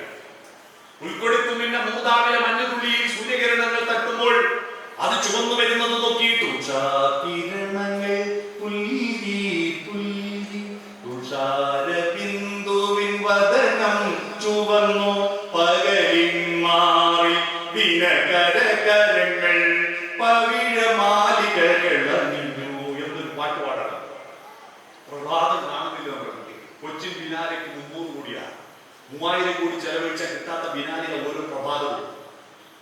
ജയചന്ദ്രൻ മരിച്ചപ്പോ അദ്ദേഹത്തെ അനുസ്മരിച്ച് 100 കണക്കിന് ലേഖനങ്ങളിൽ വന്നതിൽ എന്നെ ഹഠാതാകർഷിച്ചത് ഒരു മനഃശാസ്ത്രത്തിന്റെ ലേഖനമാണ്. അദ്ദേഹം പറഞ്ഞു, ജയചന്ദ്രൻ കേരളത്തിലെ ആയിരക്കണക്കിന് ആളുകളെ ആത്മഹത്യയിൽ നിന്ന് പിന്തിരിപ്പിച്ച ഗായകനാണ്. അതെങ്ങനെ? അദ്ദേഹത്തിന്റെ ഒറ്റപ്പാട്ട് പണിതീരാത്ത വീടെന്ന സിനിമയ്ക്ക് വേണ്ടി വയലാർ എഴുതിയ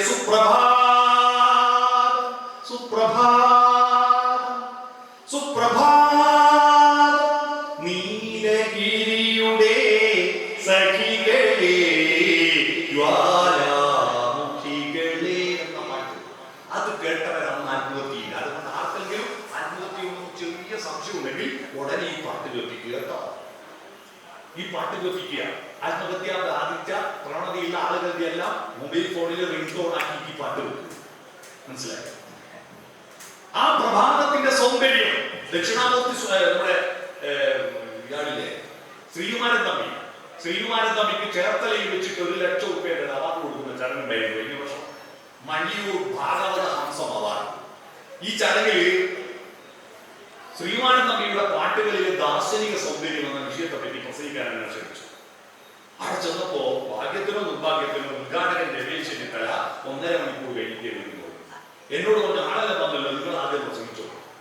ശ്രീകുമാരൻ തമ്മിൽ മുമ്പിൽ ഇരിക്കുമ്പോൾ ഞാൻ പ്രസംഗിക്കട്ടെ, എന്റെ അമ്മയെ കവി ഇങ്ങനെ ഉദ്ദേശിക്കുന്നു പറയുമ്പോ ഞാൻ അങ്ങനെ ഉദ്ദേശിക്കാന്ന് പറഞ്ഞാൽ കൂടില്ല നമ്മളെ. പക്ഷെ അതെനിക്കൊരു വലിയൊരു അവസരമായി അദ്ദേഹത്തെ മുന്നിൽ നിർത്തിക്കൊണ്ട് ഞാൻ ആദ്യം പാടിയത് പ്രഭാതം വിടരും പ്രദോഷം വിടരും പ്രതീചിരണ്ടും കണ്ടു നിൽക്കും ഉദയമില്ലാതില്ല അസ്തമനം ഉണരൂ മനസ്സേ ഉണരൂ. നമ്മുടെ പുതിയ തലമുറയെ ആർദ്രമാക്കാൻ നിങ്ങൾ അവരെ പ്രഭാതം കാണിക്കും. വാതിൽ തുറക്കും, മുറ്റത്തേക്ക് ഇറങ്ങും. ഇസ്രായേലിലെ പട്ടാളക്കാരെ പണിയെല്ലാം പിന്നെ ആവാം. ഇസ്രായേലിലെ പട്ടാളക്കാർ ഇപ്പൊ കുറച്ചേ നിർത്തി. 3-4 കൊല്ലമായിട്ട് രാവിലെ 3 മിസൈൽ തീ കൊടുത്തിട്ടേ പല്ലുവരുതേക്കും. നമ്മളെ വീട്ടിൽ അമ്മമാരും അച്ഛന്മാരും എന്താ ചെയ്യുന്നത്? നേരെ പോയിട്ട് ടിക്ക് 3 തീ കൊടുക്കല, അടുത്ത് കത്തിക്കല്, 3 ഗ്യാസിന്റെ അടുത്ത് കത്തിക്കലില്ലേ, അത് പിന്നെയാവാം. മുറ്റത്തേക്ക് ഇറങ്ങി മുറ്റത്ത് വിരിഞ്ഞ പൂക്കളിൽ വന്നിരിക്കുന്ന പൂമ്പാറ്റകളെയും അവിടെ പറക്കുന്ന തുമ്പികളെയും ഒന്ന് കാട്ടിക്കൊടുത്തൂടെ നമുക്ക്? പിന്നെ ഇതൊന്നും ഇല്ലാതെ കുട്ടികൾ എങ്ങനെ മയക്കുമരുന്നിന് അടിമയാകാതിരിക്കും? നിങ്ങൾ ചെയ്യണ്ടേ? അതുകൊണ്ട് സ്മൈൽ, ഓപ്പൺ ദി ഹേർട്ട്, ഹൃദയം തുറക്കുവോ? ഹൃദയം തുറന്ന് വർത്താൻ പറയും. ഒരു കവിത ചൊല്ലും, ഒരു പാട്ട് പാടും, ബിരിയാണി ഉടുന്നും, പാർസൽ വാങ്ങും, ഹോട്ടലിൽ പോയി വാങ്ങും. എന്നാ സന്തോഷേച്ചിക്കാനത്തിന്റെ ബിരിയാണി മക്കൾക്ക് വാങ്ങി കൊടുത്താലൊന്ന് കൈമുക്കുക. സന്തോഷേച്ചിക്കാനത്തിന്റെ ബിരിയാണി മക്കൾക്ക് വാങ്ങി കൊടുത്താലൊന്ന് കൈമുക്കൂ. അറിയില്ല, ഒന്ന് കൈമുക്കുന്നത്, വായിച്ചവരൊന്ന് കൈമുക്ക്. ഓക്കെ, ഇല്ലെങ്കിൽ ഞാൻ തകർന്നു പോകട്ടെ, മോദരട്ടെ. ഈ വായനശാല എന്തിനാണെന്ന് തോന്നിക്കും. ഇത്ര ആളുണ്ടല്ലോ, ഒരുപാട് ആള് വായിച്ചിട്ടുണ്ട്. കഴിഞ്ഞ 10 കൊല്ലത്തിനിടയിൽ കേരളത്തിൽ ഏറ്റവും കൂടുതൽ ആളുകൾ വായിച്ച കഥയാണ് സന്തോഷിച്ചിക്കാനത്തിന്റെ ബിരിയാണി. ഈ ബിരിയാണി കഥ വായിച്ച ഒരു കുട്ടിയും ഭക്ഷണത്തെ വേസ്റ്റാക്കാൻ തോന്നില്ല, അല്ലേ? അതൊരു വൈകാരികമായ കഥയാണ്. കല്യാണത്തിനും പറഞ്ഞാലും നെയ്പായസം വെച്ച് നോക്കൂ, ഓണത്തിന് വിഷു നെയ്പായസം നോക്കൂല. ഉണ്ണിയോർക്കുളത്തെ മാധവിക്കുട്ടി എഴുതിയ നെയ്പായസം വായിച്ചോ? അത് വായിച്ച ഒരു കുട്ടിയും അമ്മേനെ പ്രധാനമന്ത്രിത്തെ കൊണ്ട് തള്ളില്ല. മാതൃത്വത്തിന്റെ ആർദ്രത എന്തെന്നാണ് ഹൃദയം കൊണ്ട് അനുഭവിക്കുക.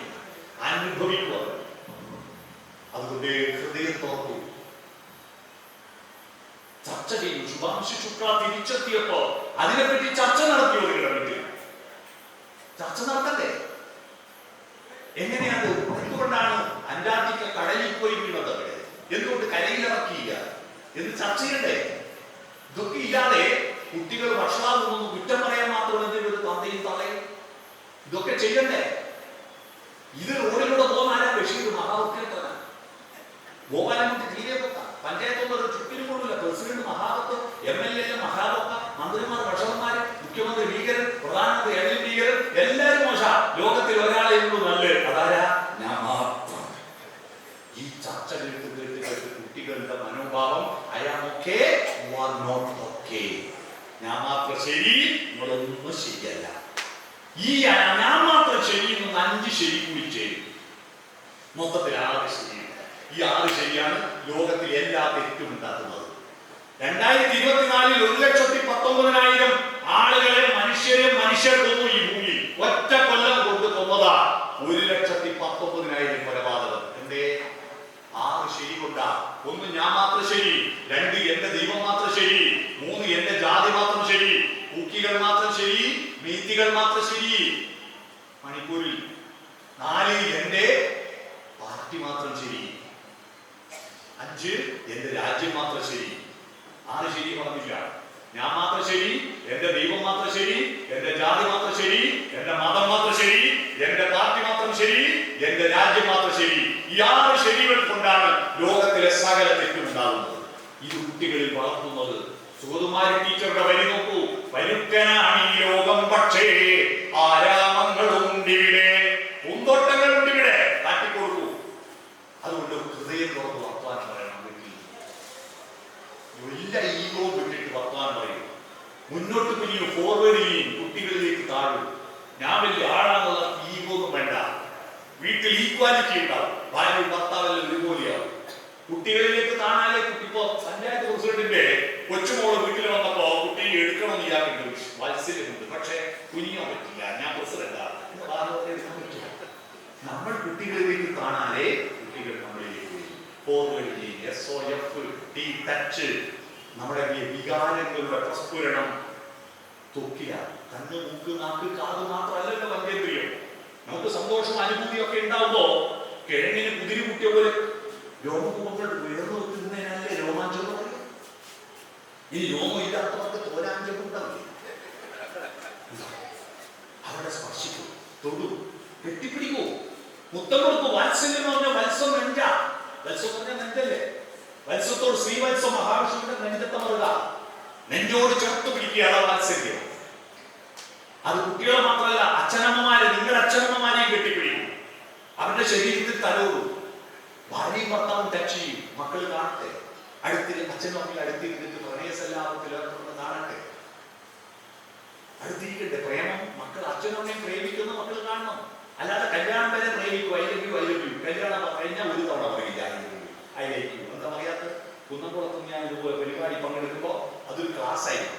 എന്താ കല്യാണം കഴിഞ്ഞാൽ ഐ ലവ് യു പറയാത്തതെന്ന് ചോദിച്ചപ്പോൾ ഒരാൾ എഴുന്നേറ്റ് പറയാം. അതെന്താ പറയാത്തത് അറിയോ? എന്താ, ഇലക്ഷൻ കഴിഞ്ഞാൽ പിന്നെ പ്രചരണം വേണ്ടല്ലോ സാറേ. ഇലക്ഷന്റെ തട്ടിപ്പാണ്. അതുകൊണ്ട് തൊടു, ടച്ച്. അടുത്തത് ഈ ഐ കോണ്ടാക്ട്, കണ്ണിൽ നോക്കും. നമ്മുടെ കണ്ണാണ് നമ്മുടെ പേഴ്സണാലിറ്റി. നെടുമ്പാശ്ശേരിയിൽ നിന്ന് വിദേശത്തേക്ക് പറക്കും എമിഗ്രേഷനിൽ നിന്ന് കണ്ണിന്റെ ഫോട്ടോ എടുക്കുക. നമ്മുടെ കണ്ണുപോലെ ലോകത്തൊരാൾക്കും കണ്ണില്ല. നമ്മളിപ്പോ പുതിയ ആധുനിക കമ്പ്യൂട്ടറിൽ നമുക്ക് OTP-യും ക്യാപ്ചയും തരില്ലേ? എന്നാൽ പ്രകൃതി ഒരുക്കിയിരിക്കുന്ന ക്യാപ്ചയാണ് നമ്മുടെ തമ്പ് ഇംപ്രഷൻ, നമ്മുടെ കണ്ണ്. അതുപോലെ ഒരാൾക്കും ക്യാപ്ചയില്ല, OTP ഇല്ല. നമ്മുടെ ഐഡന്റിറ്റി യൂണീക്ക് ഐഡന്റിറ്റിയാണ്. ആ കണ്ണിൽ നോക്കൂ, മക്കളുടെ കണ്ണിൽ നോക്കൂ. വർത്തമാനം പറയും. മക്കളുടെ കണ്ണിൽ നോക്കാത്തതിന്റെ പേരിലല്ലേ മഹാഭാരത യുദ്ധം ഉണ്ടായത്? ധൃതരാഷ്ട്രന്റെ 100 മക്കളുണ്ട്. 100 മക്കളും മോശക്കാരൊന്നുമല്ല. സുയോധനൻ എന്നാ മൂത്തവന്റെ പേര്, ദുര്യോധനൻ എന്നല്ല. സു എന്ന് പറഞ്ഞാൽ നല്ലതാ. അതെന്റെ പേര് സുരേഷ് ബാബു ആയതുകൊണ്ട് പറഞ്ഞല്ല. സുയോധനൻ പക്ഷെ ദുഷിച്ച് ദുര്യോധനായി, ദുഷിച്ച് ദുശാസനായി, ദുഷിച്ച് ദുശ്ശേനായി. എന്തേ? അച്ഛന് ജന്മനാ കണ്ണ് കാണില്ല, നമ്മക്ക് കണ്ണ് കാണില്ലേ? പക്ഷെ വിവാഹ പന്തലിലാണ് ഗാന്ധാരി അറിയുന്നത് തന്റെ ഭർത്താവ് അന്ധനാണെന്ന്. തന്നെ പറ്റിച്ചതിൽ ദേഷ്യം വന്ന് മന്ത്രകോടി എടുത്ത് കണ്ണു കെട്ടിയിട്ട് ശപഥം ചെയ്തു, തന്റെ ഭർത്താവിന് കാണാത്ത ലോകം ഇനി ഞാനും കാണുന്നില്ല. 100 ആണിനെ കെട്ടു, ഒരു പെണ്ണിനെ കെട്ടു. ഇങ്ങനെ പോലും അച്ഛനും കണ്ടില്ല, അമ്മയും കണ്ടില്ല. 100 പടങ്ങി മരിച്ചു. അച്ഛനമ്മമാർ മരിച്ചപ്പോൾ കർമ്മം ചെയ്യാൻ ഒരുത്തൻ ബാക്കിയായിരുന്നു. അവസാനം പുത്രവിയോഗ ദുഃഖത്തിൽ കാട്ടിലേക്ക് ഓടിപ്പോയി. കാട്ടുതീയിൽപ്പെട്ട് പച്ചക്കുളന്ന് മരിച്ചു. ഇവിടെ കണ്ണിൽ നോക്കിയില്ല. ഭർത്താവിന് കണ്ണ് കാണില്ലേ? ഭാര്യ ഭർത്താവിന്റെ കണ്ണാവണ്ടേ? കൺമണി നീയൻ കരം പിടിച്ചാൽ കണ്ണുകളെന്തിനു വേറെ, എനിക്ക് കണ്ണുകളെന്തിനു വേറെ. ഇപ്പൊ ഭാര്യ എന്താ പാടിയ?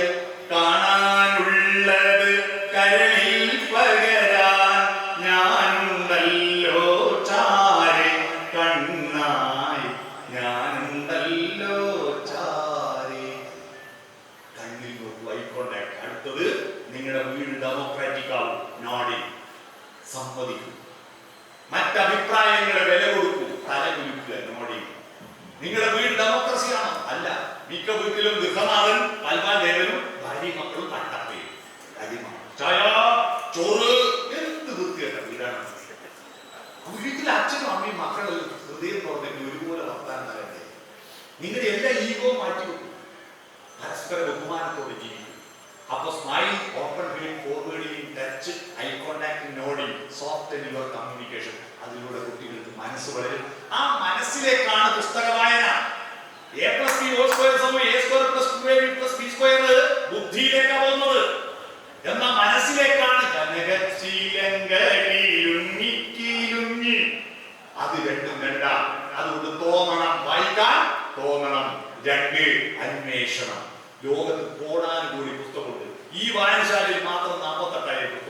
ഇത് മുഴുവൻ ഒരു ജന്മത്തിൽ വായിച്ചാൽ തീരുവോ? എനിക്ക് ഏത് വേണം, എനിക്ക് പറ്റിയത് ഏതെന്ന് അന്വേഷിക്കണം. അതിനാണ് നമ്മുടെ ലൈബ്രറിയൻ ഓരോ ആളെയും മനസ്സിലാക്കിയിട്ട് അയാൾക്ക് പറ്റിയ പുസ്തകം കൊടുക്കുന്ന ആളാണ് ലൈബ്രറിയൻ, അല്ലാതെ നിധി കാക്കുന്ന ഭൂതമല്ല. നമുക്ക് അന്വേഷണം നടത്തണം. ഇവിടെ കിട്ടും എങ്ങനെ, ഏത് പുസ്തകം അന്വേഷണം. മൂന്നാമത്തത് വാങ്ങണം, പുസ്തകം വാങ്ങണം. വാങ്ങാൻ 3 വഴി. ഒന്ന്, പൈസ കൊടുത്ത് വാങ്ങണം. നമ്മൾ എത്ര കോടി രൂപ ചെലവഴിക്കും? ഒരു പെരുന്നാളും വിഷു ഈസ്റ്ററും ക്രിസ്മസിനൊക്കെ ഒരു 10,000 രൂപ മാർക്കറ്റിൽ മിനിമം ചെലവഴിക്കും. ഈ 10,000 രൂപ ചെലവഴിച്ച് വരുമ്പോൾ 200 രൂപയുടെ പുസ്തകം വാങ്ങണമെന്ന് ആർക്കും തോന്നരുത്. നിങ്ങൾ തിന്നാൻ വാങ്ങിയ സാധനം പിറ്റേന്ന് വർഷമൊക്കെ പാതാളത്തില്ലേ? ഈ പുസ്തകങ്ങളുടെ കടക്കില്ലേ? അത് വായിച്ചു കഴിഞ്ഞിട്ട് നിങ്ങളുടെ പേരോ മക്കളുടെ പേരോ എഴുതിയിട്ട് ഈ വായനശാലയ്ക്ക് സംഭാവന ചെയ്താൽ അതവിടെ കടക്കില്ലേ? പുസ്തകം പൈസ കൊടുത്ത് വാങ്ങണം കേട്ടോ, പൈസ കൊടുത്ത് വാങ്ങണം. അത് നഷ്ടമല്ല. ആർദ്രതയില്ലാതെ ഉണ്ടാക്കിയ പൈസ മുഴുവൻ 10,000 അല്ല, ഒരു 20 ലക്ഷം കോടി രൂപയുടെ ഇപ്പൊ ബിൽഗേറ്റ്സ് വിതരണം ചെയ്യാൻ തയ്യാറാവുന്നു. ആ പൈസ വെറുതെയാണ്. ആർദ്രതയുണ്ടെങ്കിൽ പൈസക്ക് മൂല്യമുള്ളൂ. അതുകൊണ്ട് പൈസ കൊടുത്ത് പുസ്തകം വാങ്ങണം, സമ്മാനമായിട്ട് വാങ്ങണം. ഈ വായനശാലകളിൽ മരപ്പലയും കുപ്പിച്ചിലും കൊടുക്കുന്നു നോക്കുക. A+കാർക്ക് മരപ്പലയും കുപ്പിച്ചിലും കൊടുക്കലല്ലേ പ്രധാനം. ഇത് വീട്ടിൽ കൊണ്ടേക്ക് വെക്കാൻ സ്ഥലമില്ല, വെക്കാൻ സ്ഥലമില്ല. ഞാനിപ്പോ എവിടെ പോയാലും എനിക്കൊരു ഒരു മോമെന്റ് ഇതുകൊണ്ട് ഞാൻ കെട്ടി വീട്ടിലെത്തിക്കട്ടെ. ആടേതാ പോലെ കെട്ടിട്ട് പൂക്കൽ വിളിക്കുന്നു. ഞാനതുകൊണ്ട് പറഞ്ഞ് ലേഖനം ചെയ്തിട്ട് എനിക്ക് ഇത് വേണ്ട എന്ന് എല്ലാവരോടും പറയാറുണ്ട്. ഇന്നലെ ഒരു പരിപാടിക്ക് പോയിട്ട് എനിക്ക് കിട്ടിയ സംഭവം അറിയാം. ഒരു വലിയ കുമ്പളങ്ങ, ഒരു കുമ്പളങ്ങ. ഞാനതിന്റെ കുറ്റിപ്പൊക്കെ എൻ്റെ അമ്മേൻ്റെ അനിയത്തിന്റെ വീട്ടിൽ വെച്ചിട്ട് പോകുമ്പോൾ തരണം പറഞ്ഞിട്ട് ആദ്യമായിട്ട് കിട്ടിയ നല്ലതല്ല, ഭയങ്കര സന്തോഷം. അല്ലെ ഒരു പുസ്തകം സമ്മാനമായിട്ട് പുസ്തകങ്ങൾ വാങ്ങുകയും കൊടുക്കുകയും ചെയ്യും. മൂന്നാമത്തെ വായന വാങ്ങല് വായ്പ വാങ്ങല. ബാങ്കിൽ പോയിട്ട് വായ്പ വാങ്ങിയാൽ മുതലും പലിശയും അങ്ങോട്ട് കൊടുക്കണ്ടേ? എന്നാ മുതല് മാത്രം തിരിച്ചു കൊടുത്ത് പലിശ ഇങ്ങോട്ട് തരുന്ന ഒരു സംഘമുണ്ട്, അറിയാമോ? വായ്പാ സംഘം. ആ സംഘത്തിന്റെ പേരാണ് ഗ്രന്ഥശാല സംഘം. പുസ്തകം മാത്രമേ കൊടുക്കണ്ടൂ, അറിവും അനുഭൂതി ഇങ്ങോട്ട് കിട്ടും പലിശയായിട്ട്. എന്നിട്ടും നമ്മൾ വാങ്ങുന്നില്ല, പിന്നെ വിഡ്ഢികളല്ലേ? അപ്പൊ പുസ്തകം വാങ്ങണം. എത്രാമത്തതാ? മൂന്നാമത്തത്. നാലാമത്തത് എന്താ? പുസ്തകം വാങ്ങിക്കഴിഞ്ഞാൽ വായിക്കലാണെന്ന പലരും തെറ്റിദ്ധരിച്ചതല്ല. അതിന്റെ നേട്ടത്തിന് അടുത്തൊരു കാര്യമുണ്ട്. ആ കാര്യം ഞാൻ പറയുമ്പോൾ നിങ്ങളത് തമാശയായി കാണരുത്, അതൊരു മനഃശാസ്ത്രമാണ്. നാലാമത്തത് തുറക്കണമെന്നാണ് പുസ്തകം. മിക്ക വീട്ടിലും പുസ്തകമുണ്ട്, കാണാറുണ്ട്. വായിക്കും, വായിച്ചിരിക്കും, എന്തായാലും വായിക്കും, വായിച്ചേക്കും, പക്ഷെ വായിക്കില്ല. അടുത്ത ഞായറാഴ്ച തുടങ്ങാം, അടുത്ത ആഗസ്റ്റ് 1 തുടങ്ങാം, ഒരു പുസ്തകം നടക്കില്ല. അതുകൊണ്ട് എപ്പോഴാണ് വായിക്കേണ്ടത്? പുസ്തകം കിട്ടിയ ഉടനെ വായിക്കുക. ഈ പുസ്തകം മഷി പറഞ്ഞ കഥ എന്ന പുസ്തകത്തിൽ ഒരു കഥയുണ്ട്. ആ പുസ്തകത്തിൽ ഒരു കഥയുണ്ട്, പൗരത്വവുമായി ബന്ധപ്പെട്ടിട്ട് ഒരമ്മയും മകനും തമ്മിലുള്ള ബന്ധത്തിന്റെ കഥയുണ്ട്. ഞാനിവിടെ കയറി 5 മിനിറ്റ് കൊണ്ട് അത് വായിച്ചു കഴിഞ്ഞു. നല്ല കഥ. കിട്ടിയ ഉടനെ ഏത് പുസ്തകം കിട്ടിയ തുറക്ക്, 2 പേജ് വായിക്കും, പിന്നെ വായിക്കണം തോന്നും. തുറക്കൽ ഒരു പ്രധാന ഘടക. 5ാമത്തത് വായിക്കണം. പകുതിയായി കേട്ടോ. ഇനി ബാക്കി 5 കൂടി പറഞ്ഞ് ഞാൻ പ്രസംഗം പേടിക്കണ്ട. പകുതിയായി, പുസ്തകം വായിക്കണം. 6ാമത്തത് വിചിന്തനം. പുസ്തകം വായിച്ചാൽ വായിക്കുന്തോറും പരന്ന വായനയും ആഴത്തിലുള്ള ചിന്തയും വേണം, എന്നാലേ പ്ലസ് ആകും. പരന്ന വായന എക്സ്, ആഴത്തിലുള്ള ചിന്ത വഴി എക്സസ്. ഓരോ വായനയിലും ചിന്തിച്ചു കൊണ്ടിരിക്കണം. വിചിന്തനം. 7ാമത്തത് വിശകലനം. അതിന്റെ പ്രത്യേകതകൾ വിശകലനം ചെയ്യണം. 8ാമത്തത് സംസ്കരണം. പുസ്തകത്തിൽ എഴുതിയതെല്ലാം ഒന്നും ശരിയല്ല. നമുക്ക് ആവശ്യമുള്ളത് മാത്രം എടുക്കുക, വേണ്ടാത്തത് മറക്കുക. സംസ്കാരം എന്ന് പറഞ്ഞാൽ ത്യാജ്യഗ്രാഹ്യ വിവേചന വൃത്തിയാണ്. എന്താ ശവസംസ്കാരം എന്ന് പറഞ്ഞാൽ? സംസ്കാരവും ശവവും തമ്മിൽ എന്താ ബന്ധം? ഒരാൾ മരിച്ച പിന്നെ അയാളെ ബോഡി വേണ്ടല്ലോ, അത് പ്രകൃതിക്ക് കൊടുത്തു.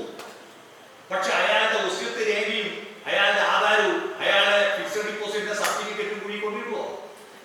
ആവശ്യമുണ്ടെങ്കിൽ എടുക്കുക, ആവശ്യമില്ലാത്ത ഒഴിവാക്കുക. അതാണ് ശവസംസ്കാരം. പിടികിട്ടിയത്. അതുകൊണ്ട് പുസ്തകത്തിൽ ആവശ്യമുള്ളത് എടുക്കുക, ആവശ്യമില്ലാത്ത ഒഴിവാക്കുക. സംസ്കരണം. 9ാമത്തത് ഓർമ്മിക്കണം. പുസ്തകത്തിൽ പറഞ്ഞിരിക്കുന്ന കാര്യങ്ങൾ നമ്മുടെ ജീവിതത്തിന്റെ പ്രശ്നങ്ങൾ വരുമ്പോൾ